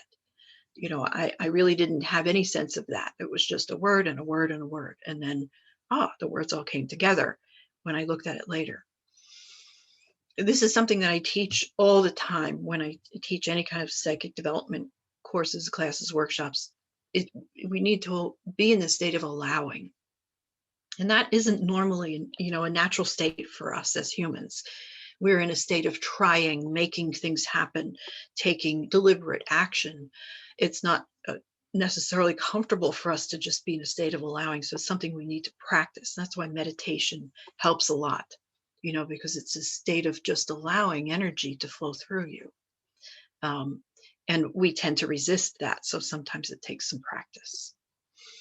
In the beginning, they would tell me every few sentences that they would channel to take a break, because it was, very energetically draining in the beginning. Again, it's a state of being that I wasn't used to. As I have progressed through the years with it, it's become easier. But in the beginning, you may find that it is kind of energetically draining. So you don't want to really drain your energy to the point of being really fatigued. So make sure you take breaks in the beginning, really gauge where you are. And if you're starting to get really drained and tired, just stop and come back to it later. So in the beginning, you're just kind of getting what comes. Whatever comes, you're just transcribing it. But at some point, you want to start asking questions. And see, how that works for you. So what I would do is actually write down the question, and, ask it in my mind, and then, the answer would come through. When the answers come through, you just want to transcribe them like you were doing before. But there's a different intention there, that you're trying to get information. So of course you want to know who it is, who are you, where are you from, why are you here, why, what is it that you want to convey to us. You can ask for personal guidance. And so with Frank, I would often get that. Even when they were transcribing the first book, I would find that sometimes the first few minutes would be some personal information for me. And I know that actually happened with the Seth books as well, and that they actually added that in to the book. They left that in. I did not. I took the personal stuff out for the book. And then, you may also get information for the world in general. And as I did, ask if there's something that they want you to share with others in this way, whether it's, blog articles or social media or writing a book. So there are some people out there, now I haven't had this experience, but I know that there are people who feel like they're channeling when they are doing something creative. So I know that there are artists out there who feel like they're channeling other artists. you know, when they're creating, and they actually start to set an intention around that. There is a tendency among creative people to get into the zone. You know, if you're creating and you get so into it that you kind of feel like it's just happening through you. And I think sometimes they are channeling, you know. So this could be drawing, painting, coloring, sculpting, anything that you make with your hands. You know, a sense of, again, getting into a state of allowing, and just allow that energy to flow through you. And in that case, you don't really need to know exactly where it's coming from, but you can, you know, you can ask if you want to. If you feel like some other entity's energy is coming through you, you can ask. But sometimes I think creative people feel that, you know, that they're not even aware of the creative process, and then they step back from what they've created and go, wow, where did that come from? So again, it's detaching from the thinking mind and allowing yourself to be guided energetically. And then the verbal channeling. At some point, you might want to try that. You know, again, I suggest starting with the writing and then kind of progressing to verbal channeling, although I know that there are many channels who never did the writing, went right into the verbal channeling. For me, I kind of needed to ease into it, you know, it made me more comfortable. So again, it's important to have people around you who are supportive and understand you and aren't going to think you're weird and roll their eyes at you. You know, you want to be supported and feel comfortable with them. Again, getting into a nice quiet meditative state, having a meditative practice is helpful because you can get into that state more easily. Again, intention setting, really, really important. You know, what is it that I want to achieve through this session? You know, I want to allow higher energy, higher consciousness to speak through me. And again, really setting intention for what you're allowing in. You know, only the highest consciousness that has wisdom to share that's going to be helpful for us. And then the breath, again, for me, it's very, very, with the channeling, it's the deepest breath. So that it can be a minute or two of very deep breaths before I'm ready to kind of, you know, step aside and have that energy come in. Again, letting your consciousness step aside, the other consciousness to come through. And the idea is even though you're in a relaxed physical state, you know, again, you're in a heightened energetic state. And that's what's, even though you're not using physicality there, your energetic state, it has an effect on your physicality, right? So the sense of kind of holding that frequency, you know, it's hard to describe how to do that, but it is a sense of that, holding the frequency so that they can come through. And allowing that consciousness to speak through you. And always make sure someone's recording it or writing it down so that you keep records of it, because you're not going to be able to do that while you're channeling. It's very helpful to, you know, either have somebody videoing or recording, or at least taking notes. Okay.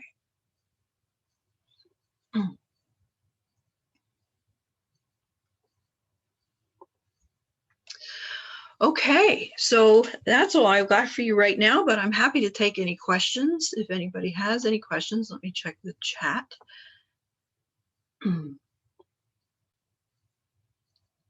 Okay. So I just want to mention also that there is if you're on Facebook, I have a Facebook group that's called, I just changed the name to Channeled Wisdom with Tracy Farquhar. It was originally Wisdom from Frank, but because I've been having a few other entities come in lately, I didn't want to make it seem like it was just Frank coming in.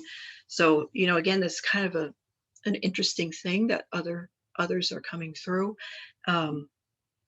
So that page is just, you know, every once in a while, not every day, but every once in a while in the morning, usually when I'm quiet and relaxed, I'll get a little message from Frank. Within the last couple of months, I started to feel a different energy coming through. It felt very different to Frank. And that group, you know, I kept getting these words in my head that were, we are three, we are three. It sounded very playful and almost fairy-like energy, you know. And their energy is so different from Frank. It's very lighthearted, kind of like fairies, you know, and very playful. So evidently they're from another planet as well. And then just the other day, I got a really huge energy, which was, you know, it took me a while to really completely trust it because it was really different and powerful. It was just verging on being a little intimidating. And I kept getting, "We're the council."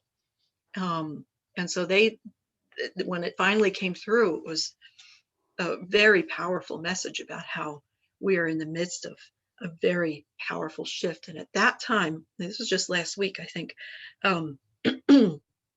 I looked it up, and we had actually just had a major solar flare that was hitting our planet like around, I think it was like May 25th, 26th, 27th. And they're just kind of talking about how that's affecting a lot of people. And all the comments that came were like, "Oh my gosh, I'm so tired and I'm so out of it and I'm so fuzzy headed and, you know, I can't think straight these days. Thank you for, you know, for sharing that." So you can look that up on Facebook if you're on Facebook, channel Wisdom with Tracy Farquhar. And my website is just my name, excuse me, tracyfarquhar.com. With automatic writing, do you receive the messages in your mind? How do you receive the messages? How does your hand move? So as I said, it's just like receiving a word, you know, or a series of words. And then I'm just transcribing them. So my hand, I'm moving my hand consciously, but it's just writing down what I'm receiving. There's a very different feeling to that in contrast to writing something that you're thinking about, right? So when you're writing something yourself, there is an intention, there's a thought. Okay, this is what I want to say. And then you start to figure out in your mind the best way to say that and put the words together. So it's a very conscious, thought-based process. With the channeling, it is not thought-based. It's like someone is giving you dictation, like you're sitting in the boss's office and he's dictating a letter to you, and you're just writing down the words. So it's a much different sense to that. What should you do if you feel scared? So first of all, you want to make sure that you're in a very good place before you even begin to attempt any of this. Because if you have fear going in, that fear is going to program the way that you interpret what is happening. And that has to do with anything in this realm. Psychic experiences, mediumship experiences with spirit, and channeling.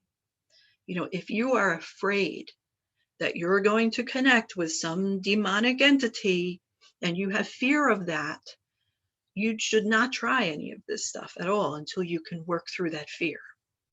Because as soon as you receive something that feels a little unusual, because the experience of connecting with spirit or non-physical entities is an unusual experience to us humans, your brain's immediately going to go into fear mode. And it's going to start setting off the alarms. Danger, danger, danger. And you could interpret that experience as something bad and negative, even if it's not. So your brain is a processor, and it's programmed by what you teach it or what you learned from other people. And fear is, it's the lens through which you have an experience, and it can distort the experience. So you want to feel as comfortable as possible. The way to do that, number one, is to have a very strong intention. I am only connecting with higher beings of light. That's it, nothing else. And I have that intention in everything I do. I have no interest in anything else. I don't know anything about anything else. I don't study darker energy. I don't even know how I feel about that. I have some theories, but I don't dwell there, right? Because I want my complete attention and intention to be on connecting with higher frequency beings. And that's all that I've ever picked up on, ever, in any of the work. I've never, ever once had a negative experience. So if you feel scared, work on that fear first. You know, maybe if prayer helps you to feel less scared, do a little protection prayer. Surround yourself in white light, call in your angels and guides, whatever makes you feel protected, safe, secure. If you can now relax into that, then try it. But if you still have fear, wait until you work through that. How do you know it's real? Well, I can't prove anything. This is not science. There's nothing scientific about this, but I know it in my being. I know it in my heart. There's been a lot of times where I've questioned it. In fact, as I said, I put it aside for a while. Even writing the first book, I would put it aside for a couple months at a time because I'd be like, oh, people aren't going to believe this. I'm probably just making it up in my mind. Yeah, I questioned it a lot, even with the background that I have. But I just kept getting drawn back to it. And it felt important, and it felt good, and it felt positive, and it felt loving. And so, I would come back to the idea that what could be bad about that? Why do I have to worry about whether I'm making it up? It's not something that I'm thinking about. It's coming from a higher source, and it feels important. So I'm going to keep doing it. But no, I can't prove to you that it's real. Absolutely not. That's where your faith comes in. Do the messages from automatic writing come as words or pictures? For me, mostly words when I'm writing, just words. When I do the verbal channeling, though, sometimes even though I'm kind of off to the side and I'm almost kind of listening to the words that are coming out of my mouth, I get pictures. It's really fascinating, incredible experience when they're talking about things, especially if they're talking about their planet and their or the universe. Like I get all these incredible images sometimes and kind of illustrating what they're talking about. Is it okay to have photos of dead people in the house if you channel? Yeah, I don't know why it wouldn't be. Again, photos of dead people shouldn't have any influence on what you're channeling. Your channeling is guided by your intention, not by photos. Okay. Okay. Looks like Julie's message is for you, Danielle. Carrie says, I'm thinking that if the entities you're channeling cannot speak English, your brain must be involved in selecting appropriate English words to match the feelings that are transmitted. Well, but it's more of an automatic thing. Yes, the brain is involved. As I said, my brain, I see our brains as processors, very much like a computer, right? So because I'm not multilingual, my brain is programmed to speak English. So yes, there is a brain element to this, but it's more direct than mediumship. Again, I'm not thinking about what to say. In mediumship, I am thinking about what to say, right? So if I get an image, I have to describe it. If I get a feeling, I have to put it into words, which is sometimes really difficult, right? Because our language is so limited when it comes to feelings, With the channeling, I'm not thinking. It's just, it's coming in and it's coming out. It's like a gumball machine, it comes in and it comes out my mouth without a thought. So yeah, there's a sense of translation, but it's a more direct translation, if that makes sense. Yeah.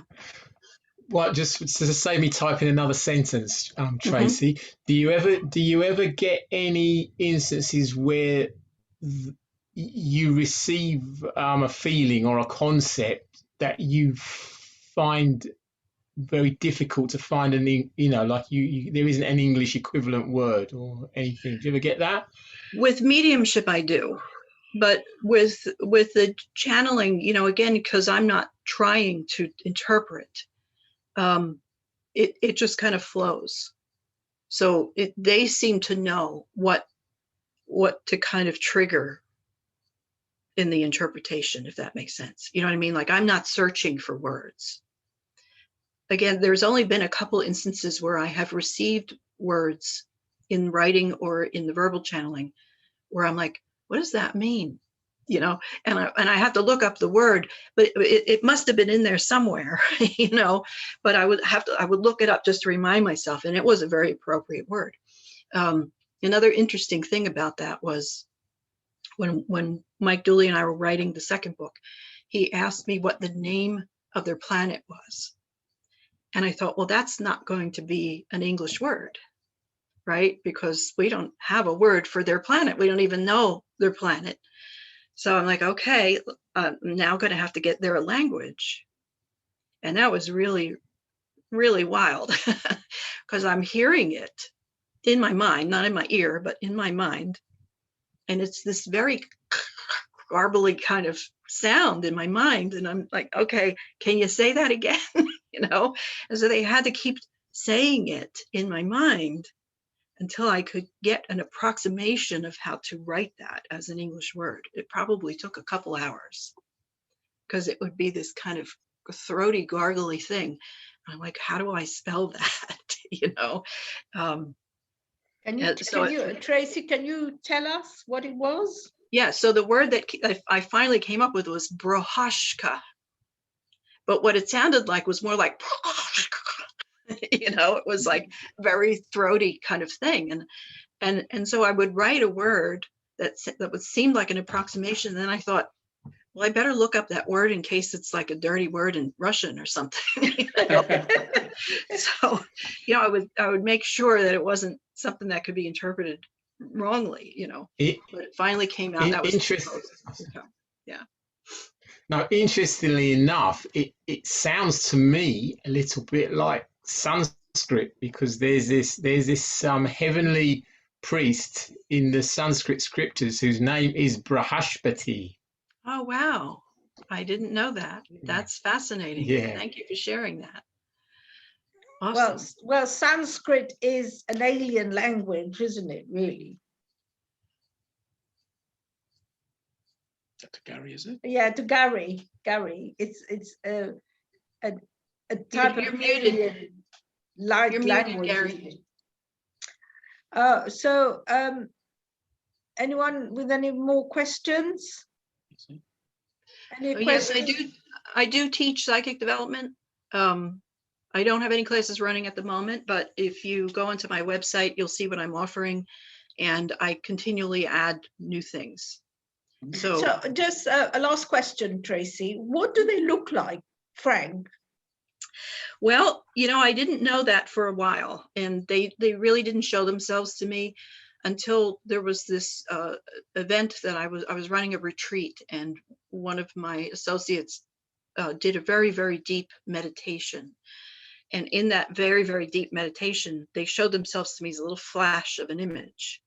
It was really interesting.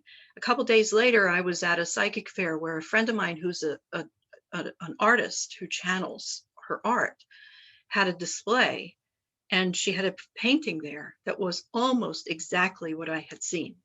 And that's actually what's on the cover of this book. I wound up buying the painting and putting it on the cover of my book.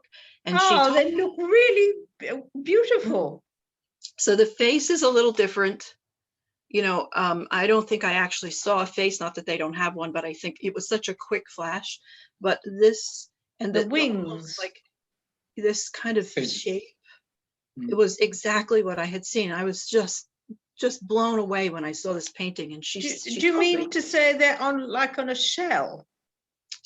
I'm not sure, but it was kind of almost snail-like in some ways.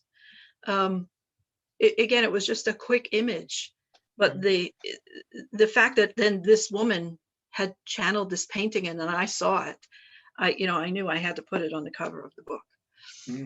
Wow, they look very angelic, or But do you think we're the prettiest in the universe? In our own eyes, I'm sure. Yeah. So they say that we have 4 legs. They say that we have the most beautiful planet and the most diverse and rich planet that exists. Oh, so we should really look after it, shouldn't we? Yeah. So we're really blessed. Well, thank you ever so much, Tracy. And thank you. Thank you for coming I'm saying coming all the way from America, but I love to America. Where exactly are you in the States? I'm on the East Coast, not far from New York, about a couple hours from New York, in New Jersey. We're actually just on the other side of the bridge from Philadelphia. So what's the name of your town or city? It's called Oakland, tiny little town. Oh gosh, we'll have to come and visit you. Yes. Definitely. Thank you so much for having me. It's been a pleasure speaking to all I of you. know you've given us so many tips, and you know, my sister, who's is Gary's wife, because today is the anniversary of my sister passing away, and it's 6 years ago, and then my sister started automatic writing, and she's got lots of pages of automatic writing, and she just didn't know what she was writing, but when you read it afterwards, it makes so much sense. Really, she could actually give a talk next time I'll ask her. She's hiding, I can't see her. But yes, thank you ever so much. We'll all try some automatic writing. I've already started with my left hand. And you know, you could draw with your left hand as well, couldn't you? You know. Right. Thank you ever so much. All right, thank you. Yeah, thank you. Big thank you. And if you'd like to stay on for Robin Foy, who's also had experience with the blue people. Where is April? Where's Brian? With the blue people. I know Brian, isn't he? Wait, Yeah. So Robin, are you there? Robin?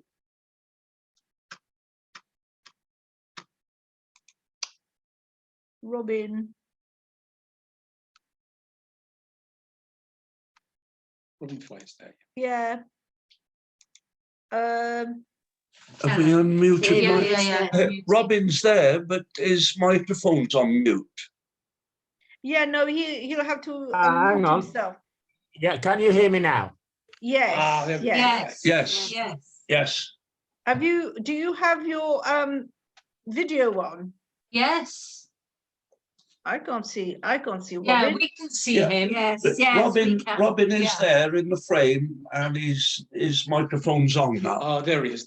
Yeah. Oh, no. Oh, you are on mute. No. Yeah, no, yes, you are. He's on mute. Yeah. Hang on. Yeah, can you hear me now? Yes. Yeah, okay, leave it like that, Robin. We're here, yeah. Oh, I don't know why you're still on the speaker view. I'll try again. Gallery, Robin. Yeah, hello, can you hear me? There's a little yellow line round there now. Perhaps you can hear me. Okay, there we are. We can see you now. So thank you, Robin, for coming on to the conference today. And you're the last speaker and most important speaker. So I wouldn't say that. Experienced and important. Experienced, and because you've been doing this for so many years now. Nearly 50 years, yeah. Yeah, so you're well advanced. So maybe you could take over. And for those who don't actually know, Robin is actually living in southern Spain, and he's setting up a retreat there. So we are all looking forward to come and visit you, Robin. I should hope you are. We're looking forward to seeing you. Yeah, we are. I'm sort of the president of an organization called the Spiritual Science Founders Association. It's been going for about 5 years now, and basically it was set up to start a specialist center for physical mediumship in Spain. And we learnt about this this center back in 2007. We moved to Spain in 2006. We had a lot of experience, around about 1,000 hours of physical phenomena that was gained through our experiment called the Skull Experiment in the 1990s, and it's become very, very well known since then. Unfortunately, the experiment finished quite suddenly in 1998 after 5 years. But during those 5 years, we were lucky enough to experience a lot of brand new and different phenomena. some of which had never been done or experienced before. And we were working with a spirit team who pioneered a brand new means of getting physical phenomena through our skull group. And it was working with energy rather than the old-fashioned traditional way of working with ectoplasm. And there are two different ways of sort of producing phenomena by the spirit people. The first one and the second one was the one that they pioneered with us in the 1990s, using just energy. And it's a mix of three different types of energy. Firstly, we generally had in the group, there were 4 main sitters. We started off with 7 in 1993. But gradually through sort of natural people sort of falling out of the group, we ended up with 4 people, and it was with the 4 people that we got the best and most prolific phenomena. Of course, during that time, I'd been involved in physical mediumship right going back, or when I was 30, that's 1973 when I started out with this. Gradually over the years, my wife and I both came into spiritual matters through physical mediumship. And physical mediumship, as I'm sure you're all aware, is actually the situation where anybody who is sitting with you in the group can actually witness everything that's happening, so that any sitters in a physical mediumship group can see spirit, can hear spirit, can see the phenomena, can be involved in the phenomena, and spirit can physically interact with us. In fact, on many occasions, solid spirit people were teleported into our seance room, and particularly this is during the skull experiment. And we had up to 8 solid spirit people actually with us at any one time. And that was quite an amazing situation. Because they were touching us, interacting with us, holding spirit lights were sort of used in many different ways over that period.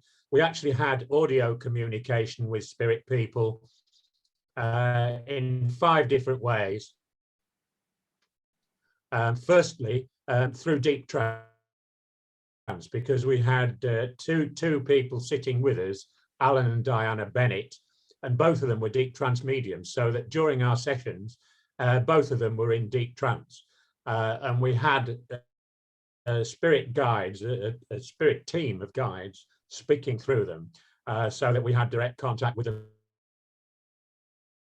in that way. And generally speaking, when we were speaking to the spirit people, they were speaking in this deep trance through the mediums, using what had been their earthly, that we actually achieved direct communication with them. Was that one of the mediums, Alan Bennett,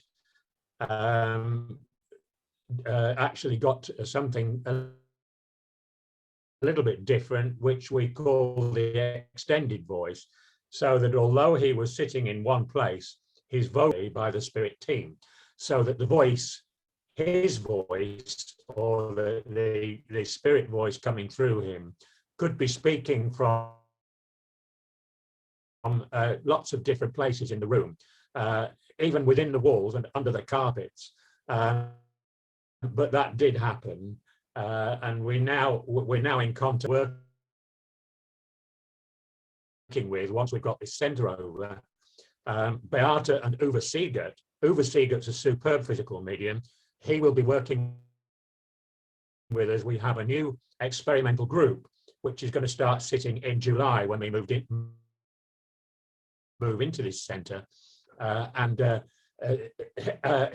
Siegert also gets this way of working. So they're working with energy, and he's getting this extended voice as well. The third way that we have voice, so that spirit voices were coming from midair, and the spirit team were actually forming voice boxes in midair and speaking to us in what had been their earthly voices when they were here on Earth. And that's quite an amazing thing. That was the first thing I experienced nearly 50 years ago, when I had the opportunity of sitting with a physical medium called Leslie Flint, who was very, very famous because he was an independent voice medium. We sat with him on 25 occasions over the years, and Leslie Flint actually had voices coming from midair. But very often, Leslie would join into the conversation and actually speak to the spirit people himself. That was a marvelous way of speaking. And also our two new sitters, Uwe and Beata Seeger, who the four of us are going to be called the Torcal Experimental Group, because we are living very, very close, or we will be living, we're moving in a month's time. At the moment, we're on the Costa Blanca in Spain. We've been here 14 years, and we're moving to Antequera, which is about 25 miles inland from Malaga, in Andalusia in Spain. And in 2007, we were told about this centre. We moved to Spain because Spirit wanted us here. And in 2007, we had two physical mediums from Scotland who came over to stay with us for a week. And during that, we had 3 sittings, and their sittings were just as good as some of the sittings we'd had at Skull. And we got a lot of messages in the independent direct voice through these mediums that told us we had to start a centre in Spain. Well, that was in 2007. So that's an awful long time ago now. But this has been the first opportunity now. We knew exactly the premises that we were going to have 5 years ago. And we had eaten a meal in this restaurant, which is now going to be our centre, in 2007. And it was predicted at that time that we were going to have this centre. So this is going to be quite exciting, because there will be demonstrations of physical mediumship for our members, and people will be able to sit with us there when the COVID restrictions are lifted, obviously. But we are working, or we will be working, with Zoom meetings very similar to this one. And our first Zoom seminar for members of the Spiritual Science Founders Association is planned for the 31st of July. If anybody is interested in knowing more about the Spiritual Science Founders Association, please go to our website. The website is www.ss-foy.com. And you will find a lot of information about us on there. And if you are interested in joining the foundation, it only costs €20 a year. And all our members will have the opportunity for, to get sort of reduced prices at any of our events. And they will also have the opportunity to have advice if they want to start their own circle or are running their own circle to develop physical mediumship. This is all very exciting now. It's a little bit late in our life, and as far as we're concerned, and Spirit have already told us this is going to be our swan song. And once it's really established, it'll be passed on to younger people. But in the meantime, I was talking about these 5 different ways that we were getting communication. Its team actually was able to develop a form of communication so that they told us, and it was actually Thomas Edison who gave us a blueprint on an unopened and unused film showing a little device, which is we call the TDC. It's a trans-dimensional communication device, and we had this actually plugged into just the amplifier of a cassette tape recorder, and through this, after the Spirit team had been able to develop this properly, we were able to speak to Spirit on a 2-way conversation with their voices coming out of the amplifier of a tape recorder, and we spoke to them directly.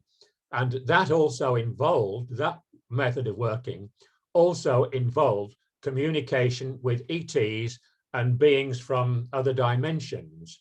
And it was quite amazing that we were able to talk to them through this device once it was fully developed. It was a tiny little device, not much bigger than a matchbox, with a chip of germanium in it. And as I say, we were given a blueprint on film by Thomas Edison himself. Once the Spirit team developed this, the very first message came from Thomas Edison, speaking in what had been his earthly voice. He spoke to us for 15 minutes, and it was quite amazing.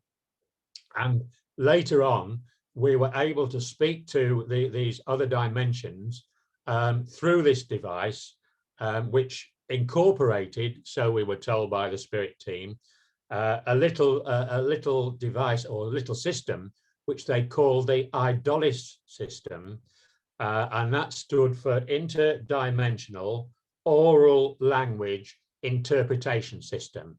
So basically, we were hearing what these ETs were saying in English, but the English we were hearing was very much robotic as it passed through this system. But as your previous speaker was saying, of course, they didn't speak English, so their thoughts were going into this, and it came out as English at our end, but in a robotic sort of voice. But we did have obviously quite a few interactions altogether with ETs, and the area that we're moving to in Antequera in Spain, just around the back of the Torcal, and the Torcal is a sacred mountain, which is literally on our doorstep. And at the back, there's a little village at the back of the Torcal, and that village is the one place in Spain where they've been having UFO sightings for years. So we are pretty sure that there is a portal on the Torcal somewhere that will be involved in our work, so that we will be once again interacting with people, not as well as spirit people. We'll always be talking to the spirit people as a spirit team, but in addition, I'm sure we are going to be involved in working with other dimensions. And we've been lucky enough to have physical contact with these other dimensions over the years at Skull. As I said, we actually experienced 1,000 hours, no less than 1,000 hours of phenomena over that period, over a 5-year period. And that did include visits sort of by teleported people, ETs. One of them had left because we were doing video experiments during Skull, and one of the ETs had actually left his animated picture on the video recorder that we had playing during the Skull experiment. Now he actually visited us, but before he did that, one of the things we had during one of the sittings there was a miniature UFO that actually was teleported into the room, and this was a triangle 9 inches on each side, and it had a depth of about 2 inches, and it literally flew around the room slowly, and had little portholes that were lit up. This miniature UFO that sounded a little bit like a football rattle, not quite the same, but a little bit similar. And this actually flew around the room on 3 occasions at Skull, and sat in front of each sitter so that we could actually examine it at the time. And Sandra made a comment, sort of, that looks like a UFO. And one of our spirit guides, called Emily Bradshaw, who identified as Emily Bradshaw, that was a pseudonym that she used, said, well, what do you mean looks like a UFO? She said, it is a UFO. And we all examined this on, say, 3 occasions, and that was quite fantastic.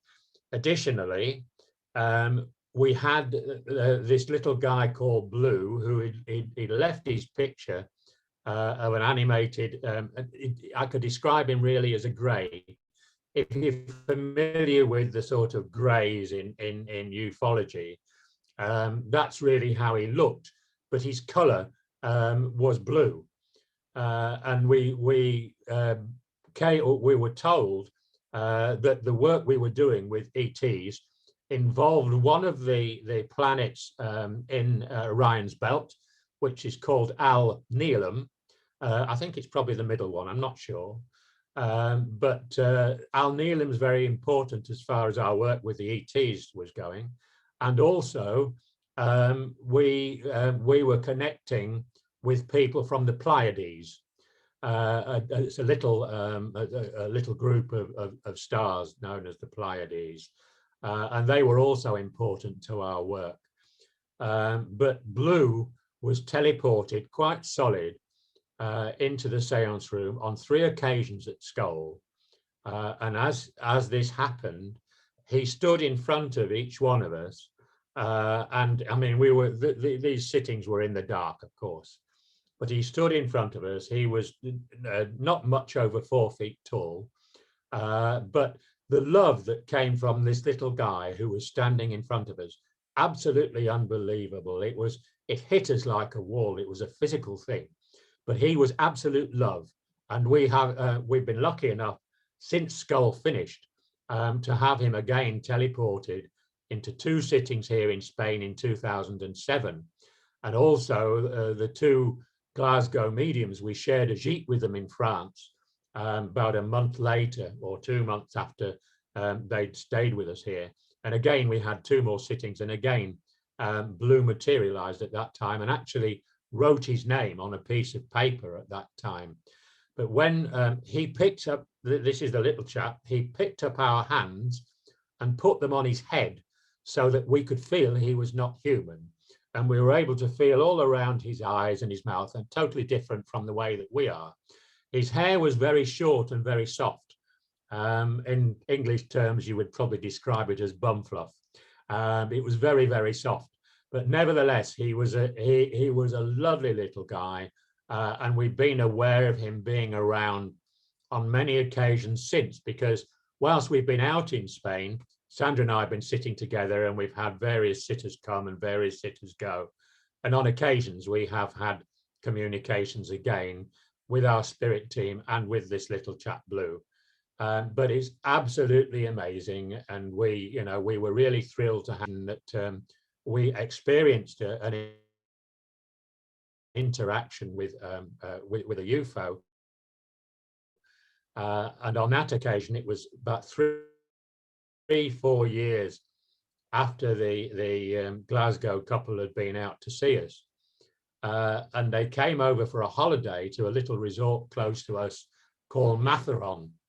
And we went with them to a Chinese restaurant. It was the most hilarious evening because in fully lighted conditions, 4 of us sitting at a table in this Chinese restaurant.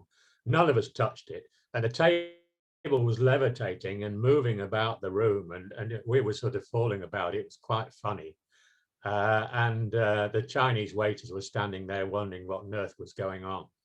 But later on, as we left that restaurant, we went back to their hotel, and they had a coffee shop that was opposite a golf course and a veranda where they sort of sat on outside there.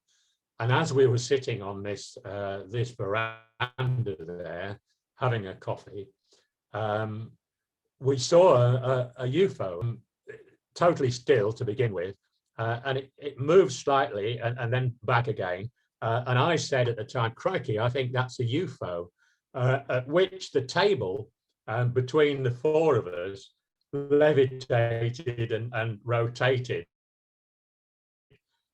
as though it was excited. And as we watched, all of us looked up at this UFO and it shot away into the distance. So that's the only really reaction or interaction I've had with a UFO outside in normal terms.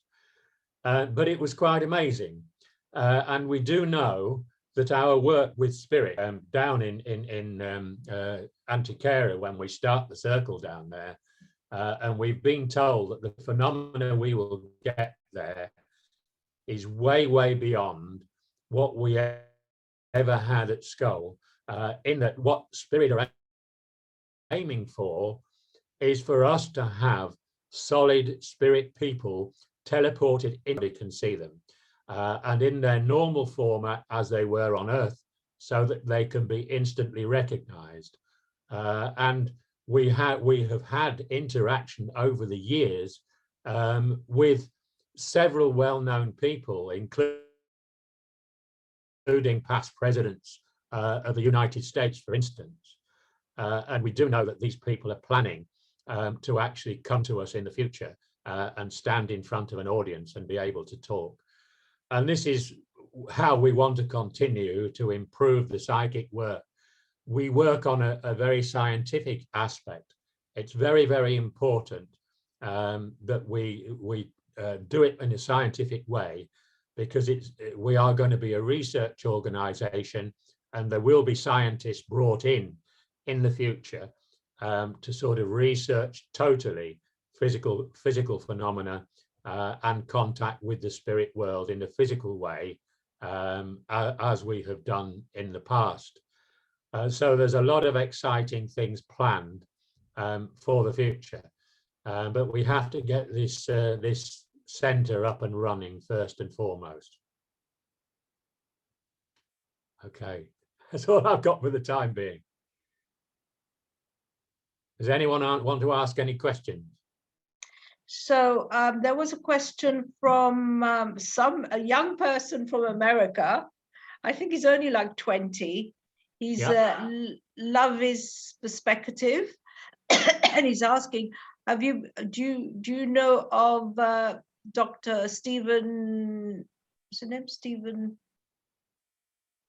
Oh, Greer. Greer, Dr. Stephen Greer, and he's got this method of getting in touch with aliens. It's called CE5. It's not one that I've come across, to be honest. No, that's what he was asking, because they have meditation, and then these beings come and they make contact. But so when are you moving? I'm afraid I'm not familiar with that. Yeah. No, if you Google him, you'll find out. But when are you planning to move to Antequera? In exactly a month, or virtually. We actually will be going down there lock, stock and barrel on the 2nd of July. Gosh, not long to go. It's going to be chaos getting the place up and running, and I have to go down there to inspect it beforehand. Yeah, well, Brian is there. Brian. Yeah, we have, there's an awful lot of stuff to go down there. I can imagine.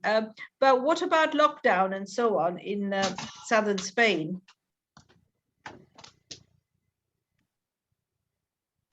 Yeah, it's still a little bit difficult, and we have to have special permission at the moment to go down there on business, basically, to sign legal agreements and leases, etc. But the funny thing is that we had a restaurant meal in on the first day that we went down to Antequera after we'd had the message, or the messages from the Scottish mediums. There were 25 clues. They wouldn't tell us the town. There were 25 clues as to where this centre was going to be.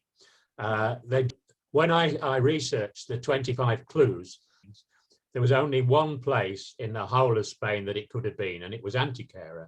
So a couple of months after we'd had these sittings with the Scottish mediums, we visited there.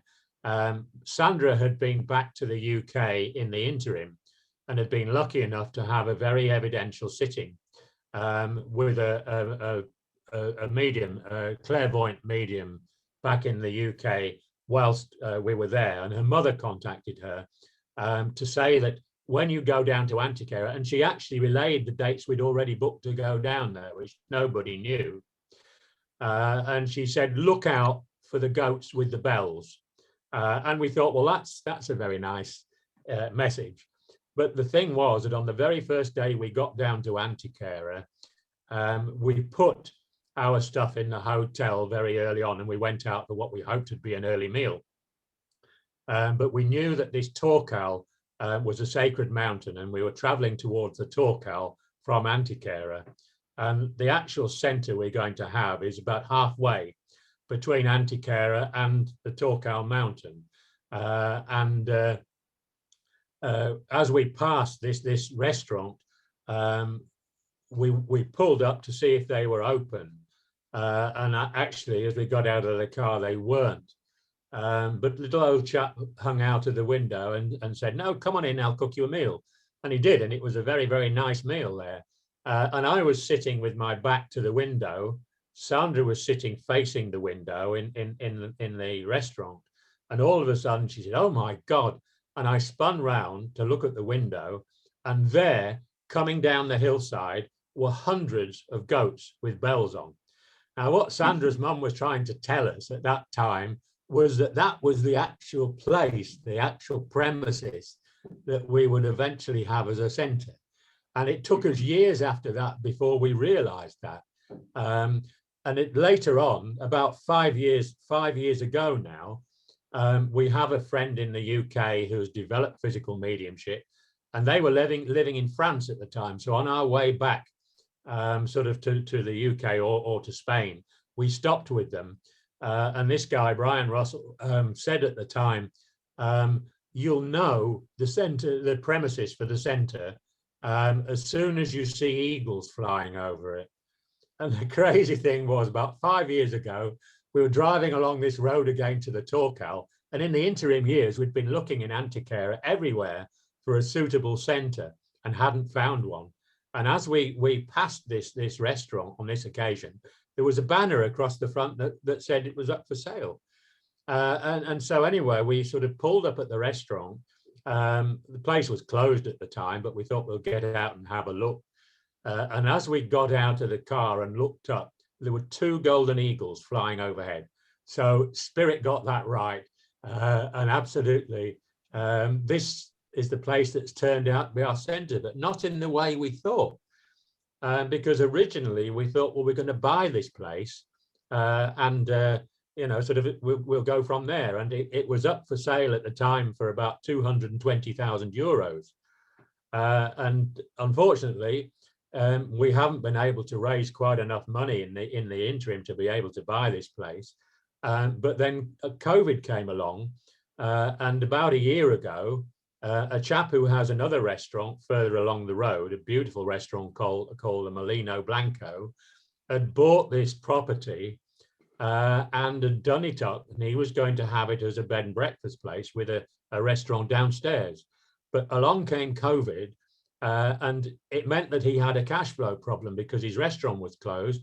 He wasn't getting any cash, and he was getting a bit desperate as to how he was going to survive in that atmosphere. All of a sudden, we had a hunch to get in touch with him, which we did. And he said, he has now said, "Yeah, I've got a deal for you. I will do you a deal, sort of a rent to buy deal." So we had raised just enough for a 10% deposit on this property, which is going to cost us 300,000 eventually. And we're renting it for 2 years, and we have to try and raise 290,000 euros in that time so we can buy it outright. But that's the way that it's come about via Spirit, and it's a totally different way from the way we'd imagined it. And of course, it's so late in our lives, we never thought that it would take so long to find this place and to set it up. We really are sort of got to the point now we thought, well, we can take things easy in life, but Spirit don't want that. This is going to be our swan song, and we've got to set it up, and then it'll continue after that. But there's so much interest in our work now in the Spiritual Science Founders Association from all over the world. And we've got people joining left, right, and centre, because apart from anything else, we're going to be demonstrating physical mediumship. We're going to be teaching physical mediumship, because Sandra and I have had a lot of experience in nearly 50 years of ectoplasm and energy-based work. So we're going to be teaching people, helping people, and generally doing a scientific job of proving to mankind in a way that can't be knocked in any way whatsoever, that life goes on. Spiritual science is a pure science, just like chemistry, physics, and biology. But spiritual science is the science of life and the afterlife. But it's going to be a science that's going to be studied very, very carefully in the future by people who are really scientists. An awful lot of attitude of scientific people 20, 30 years ago basically was to deny everything to do with the possibility of life after death and of actual physical phenomena taking place. But now we're finding that true scientists are actually taking the trouble to research it properly and contact the spirit world, and not only contact the spirit world, but we have evidence that's proving to us that the spirit world are actually working in partnership, if you like, with other dimensional beings. So everybody has the interest of this world at heart to improve our living conditions and to improve our planet for other people in the future. Yeah, so Bruce Fenton is asking you, what is the connection with the Pleiades? With the Pleiades, yes. Well, again, apparently we were in contact with people from the Pleiades, and through this device that was actually we got a blueprint from Thomas Edison. Through this device, when we were connecting with ETs, it was done through a series of way stations. I don't know myself exactly how it worked, but you would have somebody come online and sort of say, yeah, we're station, you know, sort of Mira 1 or what have you, and then they'd pass it on to another station. So obviously the communication was being done through a series of or relayed through a series of stations. But it was quite amazing to have those sort of conversations with spirit and with other people from other dimensions. Wonderful. Wow. Wonderful. Yeah. So you've got up. yeah. Any questions? Brian, you got any questions? No,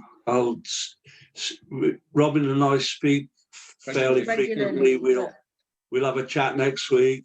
Yeah. What about Carol? Have you got any questions, Carol? Well, it's not really a question, Danielle, but I'd actually be really interested in somehow working with Robin, because as you know, I'm a channel for the Pleiadians, and I haven't really heard of Robin before, I don't think. So I think that would be really interesting. Maybe yeah, I mean, I'd be very happy to you know, to have you along, because we are welcoming everybody on board the foundation. As I say, we've made it so cheap that people can join for just €20 a year, which is very small amount. And you know, they can all learn and help us with our own research and with our work. But it's going to be a fully international centre. We've already got a lot of members in Australia and in Canada, in the USA, and we're very, very happy to welcome everybody on board. Can I just ask Robin, could you just put your email address so that people can contact you? Yeah, my email address is skullexperiment. Let me just write it down. Skull experiment. Yeah, there's two E's in the middle of that. Skull, E on the end of skull, and then experiment. Okay. Two E's, at Yahoo. Is it experiment with experiments or experiment? Singular. Experiment. Yeah. Singular. At yahoo.co.uk. Oh, excellent. So so people can contact you, and the more we can get over, the more people we can get over to to Spain once you reopen. I mean, that would be excellent, wouldn't it? Well, we'll be delighted to welcome people. And as I say, our website is www.ssf. Let me just write it down. Let me just write it down. Well, what is it? www.SSF, F for Freddie. Freddie, yeah. Yeah. SSF hyphen. Yeah. Robin hyphen Foy.com. And they'll find a lot of information about us in the centre on there. Yeah, so Frank has got a question. Frank. Oh, hi, Robin. It's hi, not Frank. Hi, nice to see you again. Robin, yeah, it's not so much a question, it's just to let other people know that the SPR, the Society for Psychical Research, yeah, as you know, investigated the skull group, and the results from Professor Fontana, Montague Keen, and Arthur Ellison were that there was no trickery or fakery, that the phenomena was genuine. What or how we interpret it is down to the individual. I do remember Montague Keen saying that it changed his paradigm, his thought paradigm. Yes. It changed it completely. Indeed, it did, yes. And it was so impressive. I remember Montgomery saying that the one possible regret he had from the spirit side, that there wasn't a little bit more time working on the germanium receptor. Yeah. To try and perfect it. But hopefully when the centre is opened, the new centre in Spain, maybe more concentration could be put on that device for perfection. Well, we still actually have the little device. I mean, it is tiny, no more, no bigger really than a box of Swan Vestas matches. It is quite small, and we do have that with us. So we will hopefully be using that or using something similar, but waiting for for sort of instructions and help and advice from our own spirit team. Can you imagine? As far as we can see, the spirit team or part of the spirit team we will have down there in the new group will actually be the same people as we had at Skull, including, for instance, Professor William Barrett, Professor William Crooks, both of them who were interested in their lifetimes. And both were members and presidents of the SPR. And they will be working with us on the scientific side. Obviously the Thomas Edison connection there with the germanium receptor. I did notice on the internet that someone actually did say that also Sir Oliver Lodge was involved with the germanium receptor. Is that true? Yes, he was. I mean, he was one of the people who came for the SPR guys when they sat with us over 2 years. They had a lot of sittings with us. It was unfortunate that one of the SPR members came on his own to sit with us, saw a microphone actually hanging down from the ceiling, and immediately went back to Montague Keen and said it was fraudulent without asking us about it or anything. And that soured our relationship with Montague Keen towards the end. And unfortunately, the SPR people weren't able to get as many sittings as they and we had hoped for because of somebody who was trying to make a name for himself. I've got a feeling an awful lot of friction. I won't mention the name, but I think I know who you're talking about. I'm sure you probably do. Yeah. Wasn't there an issue with the carpet as well with that same person? They talked about that, and we did say to them, well, look, we'll throw this open because we had a fitted carpet. It was in the cellar and it was just concrete underneath. And we threw it open to the SPR people and said, look, if you want to pull that carpet up, do so, but the SPR is going to have to pay for it to be refitted. That's right. We were happy for them to do that, but they never did. They never did. No. Wonderful. So, thanks again, Robin. If you do have a meeting, can people maybe join you on Zoom so that you? In fact, our if you go onto our website, you'll see exactly all about the meeting that we've got, the Zoom meeting we have. On the 31st of July. I think it's a minimum donation of 30 euros for members, and it's about 2.5 to 3 hours, or 35 for non-members. So members of our organisation do get a financial discount on every one of our activities. Yeah, what will you be doing at that meeting? We're teaching the basics of how to set up and run a group to actually develop physical mediumship. Oh, excellent. So I think if we don't have any more questions, we'd like to say thank you, Robin. Thank you for taking time out. And you know, we wish you well with the move. Maybe people could donate if they can. Yeah, so people would be able to join you as a member. We've got all your details. So Indeed. we will carry on promoting. Carry on promoting it. And so whoever now, because they're going to get a copy of the day. So maybe they will, you know, join. Well, we're welcoming all new members from all over the world.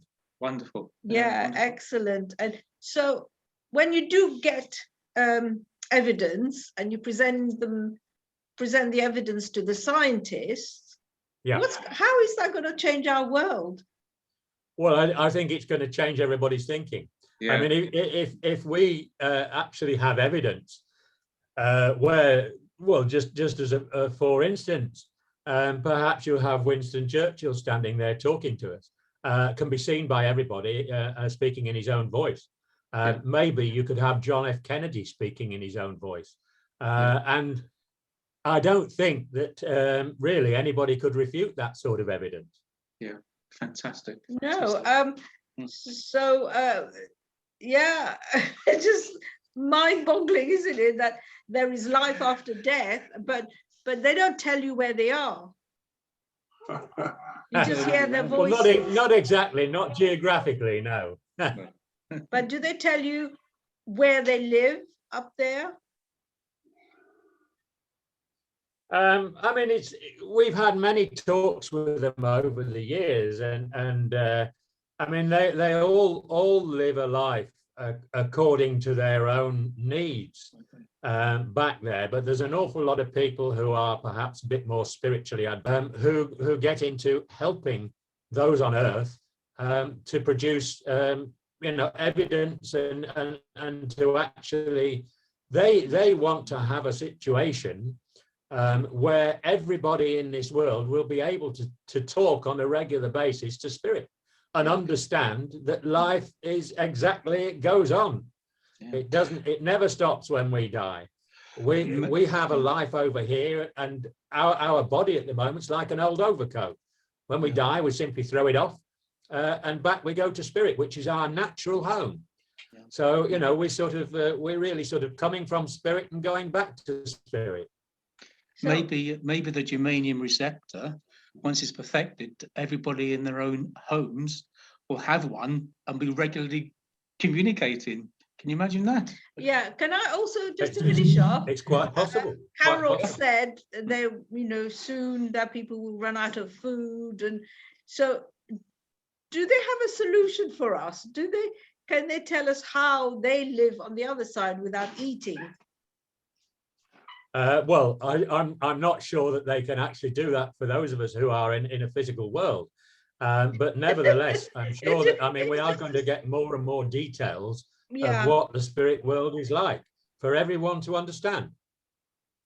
Yeah, because some people say, well, there are breathing techniques that you can do and you don't have to eat. Well, yeah, I mean, there are certain gurus over here in this world, particularly in Asia and India and everything, who are able to perfect that. But it's not something I've tried myself. No, it's just that, you know, Carol Noonan said, you know, we'll all be, you know, there'll be, you know, lack of food and water. So I was just thinking if they can bring us some information from up there. But, you know, good luck again with, you know, the center, and I'm sure we'll all come over. We'll organize a retreat. We welcome everybody, yeah. Yeah, so are there is there a hotel nearby where people can? There are dozens of hotels around Antikythera. And there was a campsite previously, which is not far away. I think that has finished for the time being because of COVID. Yeah. But I think that will be restored fairly soon. and they had sort of little cabins in the campsite that they would rent out for 2 people at €35 a night. That's really good. And yeah, we can't wait, really can't wait, can we? So I mean, how is COVID in Spain? We're still under fairly tight restrictions, but they're being gradually eased. I mean, people are eating in and out of restaurants now, and so long as we go about with masks on, that's absolutely forbidden to do without them once you leave your home. But no problem, we are sort of carrying on more of a life now, and non-essential shops are open. We can still get a haircut and everything now. Oh, that's wonderful. Can we just put our hands together and say thank you, Robin, thank you very much. Thank you. You're welcome. Yeah, thank you. Okay. Much appreciated. Yeah, You're lovely. very Everyone welcome. has enjoyed it, and somebody said about EVP. Okay, Robin. Yeah, thank you very much. Thank you. Okay, you're very welcome. There's somebody who wanted to come in now. Is there at the end of the conference? I'm so glad. I've thoroughly enjoyed every moment. Very, very informative. Yeah, and Carol has been with us all day. Thank you, Carol. Spreading the word. Yeah, thank you for April and her mum. And her mum especially enjoyed that bit about the mushrooms. The mushrooms, yeah. And Bruce was so good. I mean, everyone was amazing today. Really enjoyed it, and I hope you all have. And I will send you the recording as well. And well, what else can we say? Let's go and celebrate. Let's go and celebrate. So. Did we tell you, Frank, the gas bottle, I put it by the caravan? Oh, no, I didn't know. No, I didn't know that. Thank you, Brian, for doing that. I didn't realize that. Thank you. Yeah, that stunned me out of a hole. Thank you. I know that's got nothing to do with you. No. We'll see you later.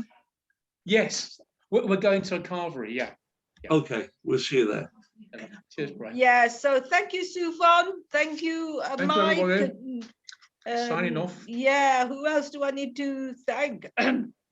All the people who come from America, Tracy, and there's a young chap here. He's been experiencing a lot of phenomena. It's been really amazing.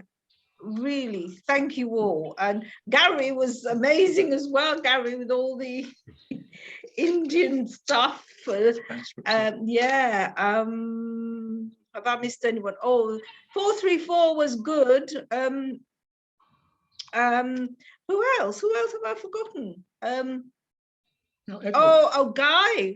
He explained it well, didn't he, Guy, about all the different dimensions and how we can just make sure we reject negative people. Ooh, gosh, we're going to go to a carvery now. Is it virtual carvery, or can everyone go? A virtual, well, it would have been a proper carvery. Do you remember last time we went to Dragonfly, didn't we? I can't wait to get back to doing them. Yeah, amongst people rather than something like this. Yeah. More better interaction with your life. Yeah, we've actually got a marquee that can house about 80 to 90 people. So next year, probably about the same time in June, we'll have it here at the Lighthouse. Yeah. It'll be great. It'd be great just get back to seeing people. We haven't been able to do any meetings for a year. So it's like